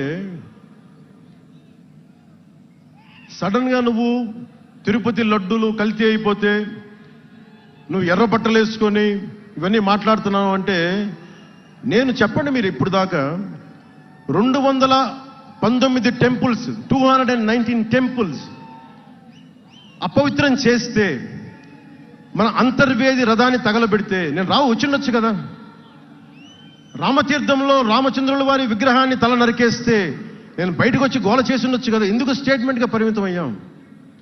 చిన్నప్పటి నుంచి మా ఇంట్లో రామనామ జపం ఉండేది. మా నాన్న ఉమ్మడి కమ్యూనిస్ట్ పార్టీ సభ్యుడు, ఎథీస్ట్ ఒకప్పుడు, టీన్స్లో 20లో. ఆయన మరి ఎలా మారిందో మనసు తెలియదు కానీ విపరీతం రామభక్తుడు అయిపోయాడు. నేను పుట్టేటప్పటికి మా ఇంట్లో ఎప్పుడూ రామనామమే ఉండేది. ఆ రామనామాన్ని జపిస్తూనే నాకు జబ్బు వచ్చినా మా నాన్న రామనామం చెప్పేవాడు. అలాంటి రామనామం జపించే మాకు రాముడి విగ్రహం తల నరికేస్తే కోపం రాకూడదంటారేంటి మీరు? ఇదే మీకు ఒక మహమ్మద్ ప్రవక్తకి పవిత్ర రంజాన్ మాసంలో మహమ్మద్ ప్రవక్తకి మీరు ఒక మాటని దూషించగలరా? దూషించి బతకగలరా? అల్లాని ఒక మాట అనగలరా? జీసస్ క్రైస్ట్ ఒక మాట అనగలరా? మేరీ మాతని ఒక మాట అనగలరా? కానీ పార్వతీ దేవిని తిడతారు, లక్ష్మీ మాతని తిడతారు. అంటే నువ్వు ఇస్లాంకి అపవిత్రం జరిగితే మాట్లాడితే సెక్యులరిజం, జగన్మాతకి కానీ పార్వతీదేవికి కానీ శివుడికి కానీ రాముడికి కానీ అయ్యప్పకి కానీ అపవిత్రం జరిగితే మా మనోభావాలు బాధపడకూడదు, గాయపడకూడదు, నోరు మూసుకొని కూర్చోవాలి. ఆ జనరేషన్ పోయిందిరా బాబు, ఆ జనరేషన్ పోయింది. ఒక తప్పుని తప్పుగానే చెప్తాం. ఒక హిందువు ఒక ముస్లిం పట్ల తప్పు చేస్తే తప్పనే చెప్తాం. ఓల్డ్ సిటీలో ఉండే ఒక నాయకుడు 15 నిమిషాలు కళ్ళు మూసుకోండి, పోలీసుల్ని మేము హిందువులకి ఏంటో మేము చూపిస్తామంటే అది తప్పు పట్టకూడదంటే ఎట్లా?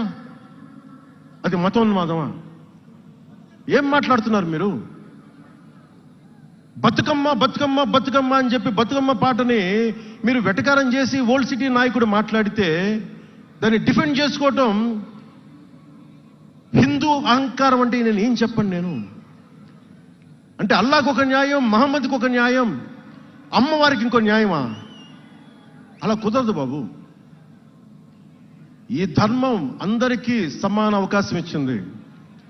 సనాతన ధర్మం ఉండబట్టే విజయనగర రాజులు మస్జిద్ కట్టించారు. సనాతన ధర్మం కాబట్టే బంగ్లాదేశ్ని హిందువుల రక్తంతో తడిపి బంగ్లాదేశ్కి విముక్తి కలిగించాం. ఈ చరిత్ర తెలుసుకుంటే కదా. దేశ విభజన జరిగింది. మీరు ఎంతమందికి తెలుసు దేశ విభజన కష్టాలు? మీరు సినిమాలు నరుస్తారు, అక్కడ తాగిపోయారు మీరు. నేను అక్కడ తాగలా. నేను అమితాబ్కి ఫ్యాన్ని, నేను చిరంజీవి గారికి ఫ్యాన్ని, కానీ దేశానికి అంతకంటే పెద్ద ఫ్యాన్ నేను. అంటే మీరు మనందరికీ బాబాసాహెబ్ అంబేద్కర్ గారి గురించి తెలుసు. First law minister of Bharat. ఎక్కడికి వెళ్ళినా ఆయనకి 100 అడుగులో, ఏ తెలంగాణకి వెళ్ళినా ఆంధ్రాకి వెళ్ళినా 100 అడుగులో ఇంకా పైన విగ్రహం పెట్టి మనం ఆరాధిస్తాం. మీకు ఎవరికైనా తెలుసా? అంటే సనాతన ధర్మాన్ని తిడతా ఉంటారు. మీకు ఎవరికైనా తెలుసా? పాకిస్తాన్ ఫస్ట్ లా మినిస్టర్ దళిత కమ్యూనిటీకి చెందిన జోగేంద్రనాథ్ మండల్. ఆయన పేరు ఎప్పుడైనా విన్నారా? ఎంతమంది వినుంటారు? ఆయన ఏ పరిస్థితిలో చచ్చిపోయారో తెలుసా? ఆయన నేను భారతదేశాన్ని నమ్మను, పాకిస్తాన్ని నమ్ముతాను అంటే అంబేద్కర్ గారితో సహా చాలా మంది వద్దని చెప్పినా కానీ ఆయన పాకిస్తాన్కి వెళ్ళిపోయి దాన్ని బంగ్లాదేశ్లో చాలా హిందూ జిల్లాలు కలిపేసి ఆయన దళిత కులా నుంచి వచ్చిన వ్యక్తి. అందరూ ఆయన మాటలు నమ్మి ఆయన సమాజం హిందువులందరూ ఉండిపోతే దేశ విభజన తర్వాత జరిగిన గొడవల్లో దాదాపు ఆయన కుటుంబంలో బంధువులందరినీ ఊచకోతకొచ్చి చంపేశారు.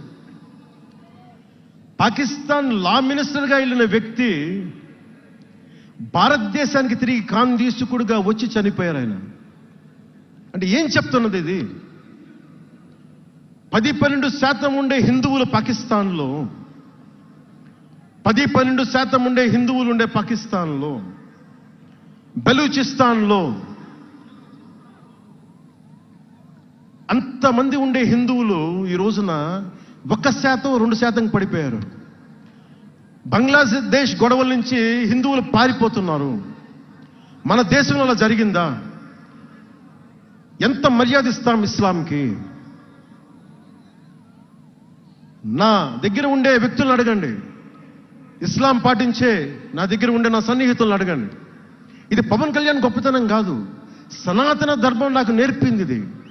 నువ్వు రాముణ్ణి ఆరాధించు, అల్లాని గౌరవించు, అల్లాని ద్వేషించమని మాకు సనాతన ధర్మం చెప్పలా. ఇది చెప్పాలి, అర్థం చేసుకోవాలి. ఇది ఈ సూడో సెక్యులరిస్టులు, కుహానా సెక్యులర్ వాదులు. నేను ఒకసారి వైజాగ్లో 19లో ఒక సీనియర్ నాయకుల్ని అడిగాను. నేనేమడిగానంటే, secularism, what is the true meaning of secularism అని.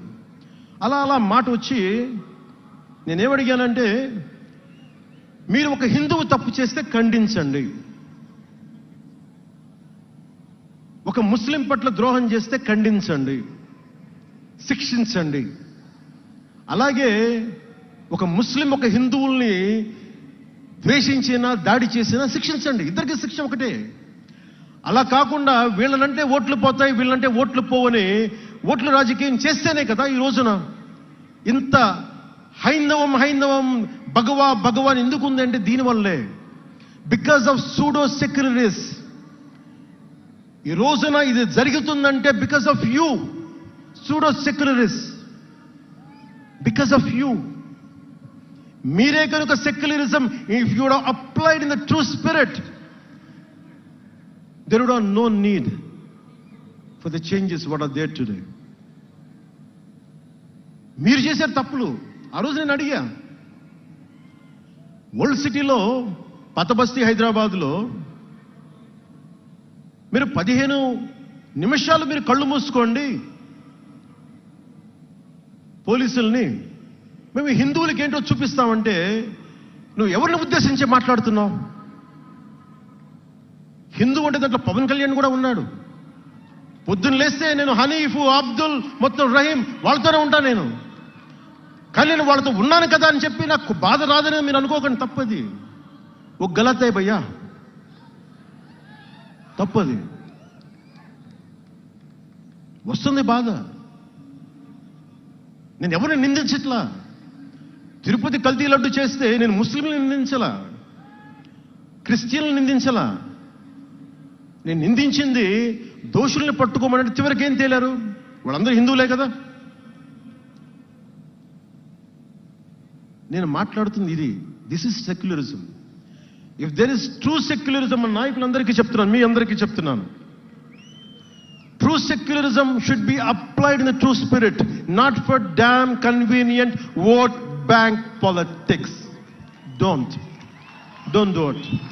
Janasena is not for it. ఒక తప్పుని తప్పుగానే చెప్తాం. అంటే నేను ఎందుకు చెప్తున్నాను మీకు మాట అంటే, నారాజు గాకురమ్మ అన్నయ్య, నజీరు అన్నయ్య, ముద్దుల కన్నయ్య, మన రోజు మనకుంది మన్నయ్య అన్నామంటే డ్యాన్సులు చేశా మీ సరదా కోసం. 1 minute డప్పులతో దీంతో డ్యాన్సులు చేసి అది మీ సరదా కోసం. కానీ నా కోసం ఆ లిరిక్ రాసుకున్నా. దేనికి రాశాను? గుజరాత్లో ఆ మారణహోమం జరిగితే దానికి చాలా మంది ముస్లింలు చనిపోతే బాధతోటి నా హృదయం స్పందించి మాస్టర్జీ అనే ఒక ప్రజా కవి చేత నేను రాయించాను ఆ పాట. దాన్ని ఖండించినప్పుడు నేనేమనేది ఏంటంటే, అంటే నేను అంత నిష్పక్షపాతంగా ఉంటాను. నేను అనేది ఏంటంటే, గోద్రా మారణహోమం జరిగినప్పుడు ఖండించాలి, ఖండింపబడాలి. There is no second thought about it. కానీ అసలు ఎందుకు జరిగింది అని ఆలోచిస్తే, కరసేవక్స్ రామ భజన చేసుకుంటూ ట్రైన్లోకి వెళ్తే ఒక గోద్రాలో ట్రైన్ తగలబెట్టేశారు. మరి దాని గురించి కూడా మాట్లాడాలి కదా. ఇది తప్పు, ఇది కూడా తప్పే. అలా జరగకుండా ఉండాల్సింది. బాధే నాకు. ఆ రోజు నేను సినిమాలో ఉన్నా కాబట్టి నారాజు గాకరని పెట్టా. అదే గనుక అలాంటి సంఘటన నుండి ఏం చేయాలి మనం? అలాంటి తప్పులు జరిగితే మొదటి తప్పు చేసిన వాడినే వెతికి పట్టుకొని జ్యూస్ లాగా సెకండ్ వరల్డ్ వార్లో జర్మనీని ఎలాగా సౌత్ అమెరికాకి వెళ్ళినా ఎలా పట్టుకొని శిక్షించారో మొస్సాద్, అట్లాగా తప్పు ఎవడు చేయనండి, either is a Hindu or Muslim, ఎవరైతే మొదటి తప్పు చేశారో వాళ్ళని కనుక శిక్షిస్తే పర్యవసానమై ఉండవు. ఇది చాలా బలంగా ఆలోచించాలి. అంటే ఇవన్నీ ఎందుకు చెప్తున్నాను, ప్రతి ఒక్కరూ చాలా క్షుణ్ణంగా వినాలి. ఎందుకంటే భవిష్యత్తులో మీకు ఇవే పోరాటాలు. మీరు ఎమ్మెల్యేలు అయిపోయాం, మంత్రులు అయిపోయాం, అందరికీ కార్పొరేషన్ పదవులు వచ్చేసినాయి అంటే కాదు. ఇప్పుడు మనం వేసింది తొలి అడుగు మట్టుకే. నేను భారతదేశం కోసం చనిపోవడానికి సంసిద్ధంగా ఉన్నాను, గుర్తుపెట్టుకోండి. ఎందుకంటే నా ఇంటెన్సిటీ చాలా వైల్డ్గా ఉండదు. అంటే మాట్లాడితే సంస్కృతాన్ని తిడతారు, హిందీని మీరు రుద్దుతున్నారు, సౌత్లో దక్షిణాదిని అంటారు. అన్ని దేశ భాషలే కదా. మన తమిళనాడులో హిందీ రాకూడదు అంటుంటే నాకు అనిపించింది మనసులో ఒకటే, అప్పుడు తమిళ సినిమాల్ని హిందీలోకి డబ్ చేయకండి. డబ్బులేమో హిందీ నుంచి కావాలి, ఉత్తరప్రదేశ్ నుంచి డబ్బులు కావాలి, బీహార్ నుంచి డబ్బులు కావాలి,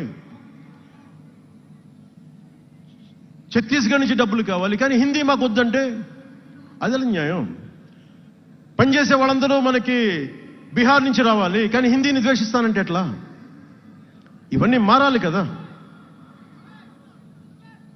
అందుకని భాషల్ని ద్వేషించాల్సిన అవసరం లేదు.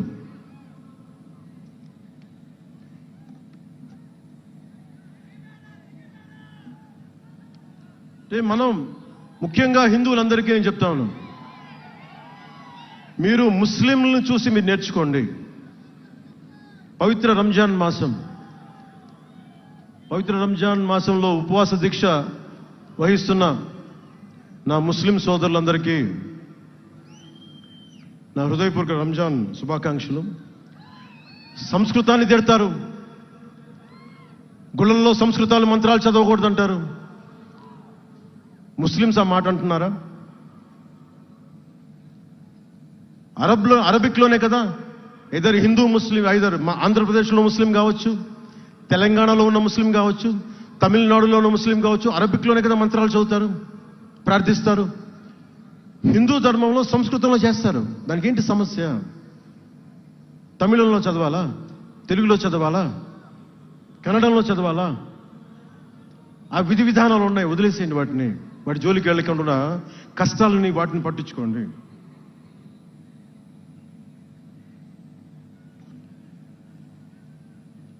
మాట్లాడితే భారతదేశాన్ని ఉత్తరం దక్షిణం అంటూ ఉంటారు. ఆంధ్రాని తెలంగాణ విభజన సమయంలో తెలంగాణ ఇవ్వకపోతే మేము ఈ భారతదేశానికి సంబంధించిన ఒక అన్న స్టేట్మెంట్లు చూసాం, అలాంటి నాయకుల్ని చూసాం. ఆంధ్రాని విభజిస్తుంటే ఆంధ్ర వాళ్ళు మేము ఇక్కడ సంబంధం లేదు, మేము భారతదేశంలో ఉన్నామన్న స్వయం నాయకులు నా దగ్గర అన్నారు. అంటే తెలంగాణ ఇవ్వకపోయినా, ఆంధ్ర ఇవ్వకపోయినా, విడగొట్టినా మేము భారతదేశంలోంచి విడిపోతామన్న మాటలు మీరు ఎలా మాట్లాడతారు? అంటే ప్రతి ఒక్కరికి కోపం వచ్చినప్పుడల్లా కట్ చేయడానికి భారతదేశం ఏదైనా కేక్ ముక్కండా మీ అందరికీ? కట్ చేయడానికి, భారతదేశ సమగ్రతని విధ్వంసం చేయడానికి ఒక్కడు ఉంటే నాలాంటి వాళ్ళు 10 కోట్ల మంది బయటకు వస్తారు. తస్మాత్ జాగ్రత్త. నార్త్ సౌత్ డిబేట్కి నా సమాధానం ఒకటే. ఉత్తరాదిన ఉన్నది హిమాలయాల్లో, ఉత్తరాదినున్న హిమాలయాల్లో ఉంది పరమశివుని కైలాసం. దక్షిణాదిన ఆయన కుమారుడు కుమారస్వామి మురుగన్ నివాసం. ఈ దేశాన్ని విడగొట్టే ధైర్యం, సాహసం ఎవ్వడికి ఉందని నేను అనుకోను. ఆ భయం నాకు లేదు. వారు ఎంచుకున్న ప్రదేశం ఈ భారతదేశం. అలాంటి దేశాన్ని విడగొట్టాలి అనుకుంటే ఒకసారి ఆలోచించి మాట్లాడండి. భాష వేరు, భావం వేరు. మీరు బయట వారు, మేము లోపల వారం. మీరు ఉత్తరాది వాళ్ళు తెల్లగా ఉంటారు, మేము దక్షిణాది వాళ్ళు నల్లగా ఉంటామంటే, మా ఇంట్లోనే ఒకళ్ళు, మా అన్నయ్య 6 అడుగులు 2 అంగుళాలు 3 అంగుళాలు, నేనేమో 5 అడుగులు 9-10 అంగుళాలు నేను. మా బంధువుల్లో అన్ని రకాల వాళ్ళు ఉంటాం. కొంతమంది నల్లగా ఉంటాం, కొంతమంది తెల్లగా ఉంటాం. ఏం చెప్తాం దీనికి? అర్థం లేని మాటలేంటి ఇవన్నీ? ఇలాంటి మాటలతోటి దేశాన్ని విచ్ఛిన్నం చేయకండి. రాజకీయ వైరుధ్యాలు వేరు, ఆ వైరుధ్యాలు ఉండడం సహజం. వైరుధ్యాలు ఉన్నాయి అనే నెపం మీద దేశాన్ని ముక్కలు చేయకండి. దక్షిణాదినున్న సెంగోల్, ఉత్తరాదినున్న ఢిల్లీ పార్లమెంట్లో ఉంది. ఒకవేళ వైరుధ్యం వస్తే వేర్పాటువాదం విడిపోమని కాదు, అది కాదు, కలిసి పరిష్కారం వెతకమని. డీలిమిటేషన్ ఉంది ఈ రోజున. డీలిమిటేషన్ జరిగితే పార్లమెంట్ సీట్లు దక్షిణాదికి తగ్గిపోతాయి అంటే అసలు తగ్గుతాయా లేదనేది డిస్కషన్ పెట్టండి. దానికి నేను రూపీ సింబల్ మార్చేస్తాను, నా భాషలో పెడతానంటే అప్పుడు మేము తెలుగులో కూడా పెట్టాలి, దానికి కన్నడ వాళ్ళు కన్నడలో పెట్టాలి, గుజరాతీ వాళ్ళు గుజరాతీలో పెట్టాలి, మహారాష్ట్ర వాళ్ళు మహారాష్ట్రలో పెట్టాలి. దేనికైనా ఒక వివేకం, ఆలోచన ఉండద్దా?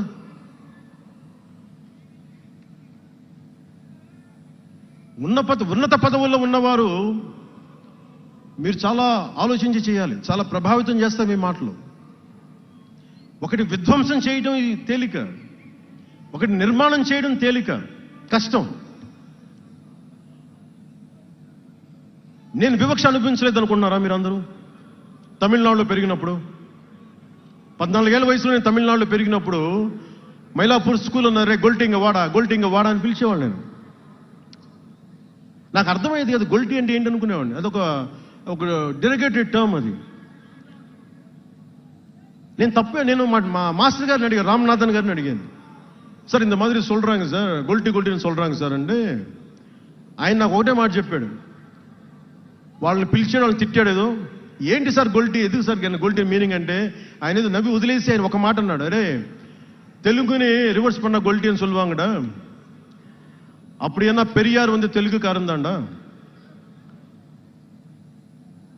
பெரியார் வந்து தெலுங்குக்காரன் தான், బలిజన్ నాయకుడు సార్ అవరు.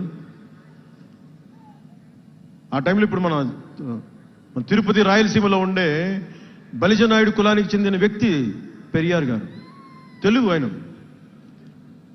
ఆయన ద్రావిడ ఉద్యమ రూపకర్త. సో అందుకని భాషదేముంది, అందుకని దీన్ని పెట్టుకొని విధ్వంసం క్రియేట్ చేయడం సరైంది కాదు. నేను మీకోసం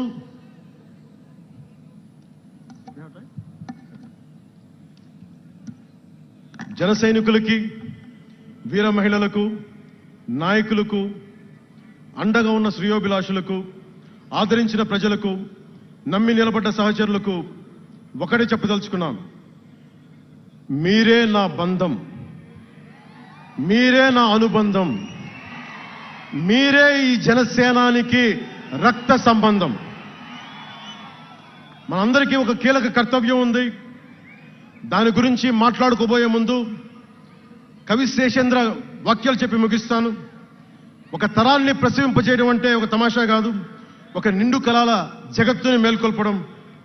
ఒక దశాబ్దన్నర రాజకీయ ప్రస్థానంలో అలుపెరిగిన పోరాటం చేసిన తర్వాత లభించిన చారిత్రాత్మక విజయం అది. అందుకని మీ అందరికీ చాలా బాధ్యతగా ముందుకెళ్దాం. ఈ విజయం పుట్టుకే 100% స్ట్రైకింగ్ రేట్. అందుకే దేశం మొత్తం చూసింది. ఆ బిడ్డని మనం కాపాడుకోవాలి, చాలా జాగ్రత్తగా చూసుకోవాలి. మనందరం ఈ బిడ్డ పట్ల ఎరుకుతో ఉండాలి, బాధ్యతతో కాపాడుకోవాలి. జనసేనాని శిశువు తనని తను కాపాడుకోగలిగే వరకు మనం ఈ బిడ్డని కాపాడితే అది పెరిగి పెద్దై సమాజాన్ని కాపాడుతుంది, దేశాన్ని రక్షిస్తుంది, విశ్వశాంతికి బాటలు వేస్తుంది. అందుకే ఈ బిడ్డని మనందరం కంటికి రెప్పలా కాపాడుకుందామని చెప్పి శపథం చేద్దాం. ఒక అవతారం, దాని పుట్టుక ఎలా ఉంటుందో మహాకవి శ్రీశ్రీ కవితా పంక్తుల్లో చెప్పి ప్రసంగాన్ని ముగిస్తాను.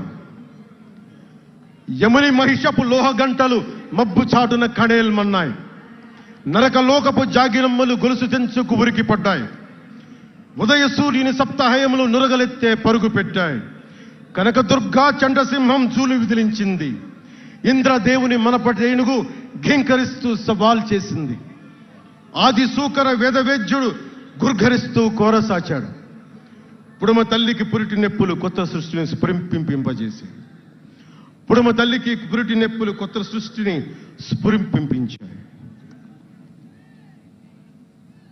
దీనిని లోతుగా ఆలోచించి, ఇక మన ఆలోచన తీవ్రత, భావ తీవ్రత అన్నీ ఉంటాయి. జన సైనికులు మీరు జాగ్రత్తగా ఉన్నంత కాలం మన ఎమ్మెల్యేలందరూ బాగుంటారు, మన మంత్రులందరూ బాగుంటారు, నేను కూడా బాగుంటా. మీరు డిసిప్లిన్లో పెట్టాల్సింది మమ్మల్ని కూడా డిసిప్లిన్లో పెట్టండి మీరు. అందుకని 11వ ఆవిర్భావ దినోత్సవం ముగించుకొని 12వ ఆవిర్భావ దినోత్సవం వైపు వెళ్తున్న మీ అందరికీ వచ్చినందుకు ప్రతి ఒక్కరికి ధన్యవాదాలు తెలియజేసుకుంటూ, మీ పెద్దలకి, నాకంటే వయసులో పెద్దైన వారందరికీ నా నమస్కారాలు తెలియజేయండి, పాదాభివందనాలు తెలియజేయండి. అందరూ క్షేమంగా ఇళ్లకు వెళ్ళండి. సర్వే జనో సుఖినో భవంతు. జై జనసేన, జై జనసేన, జై భారత్, జై హింద్.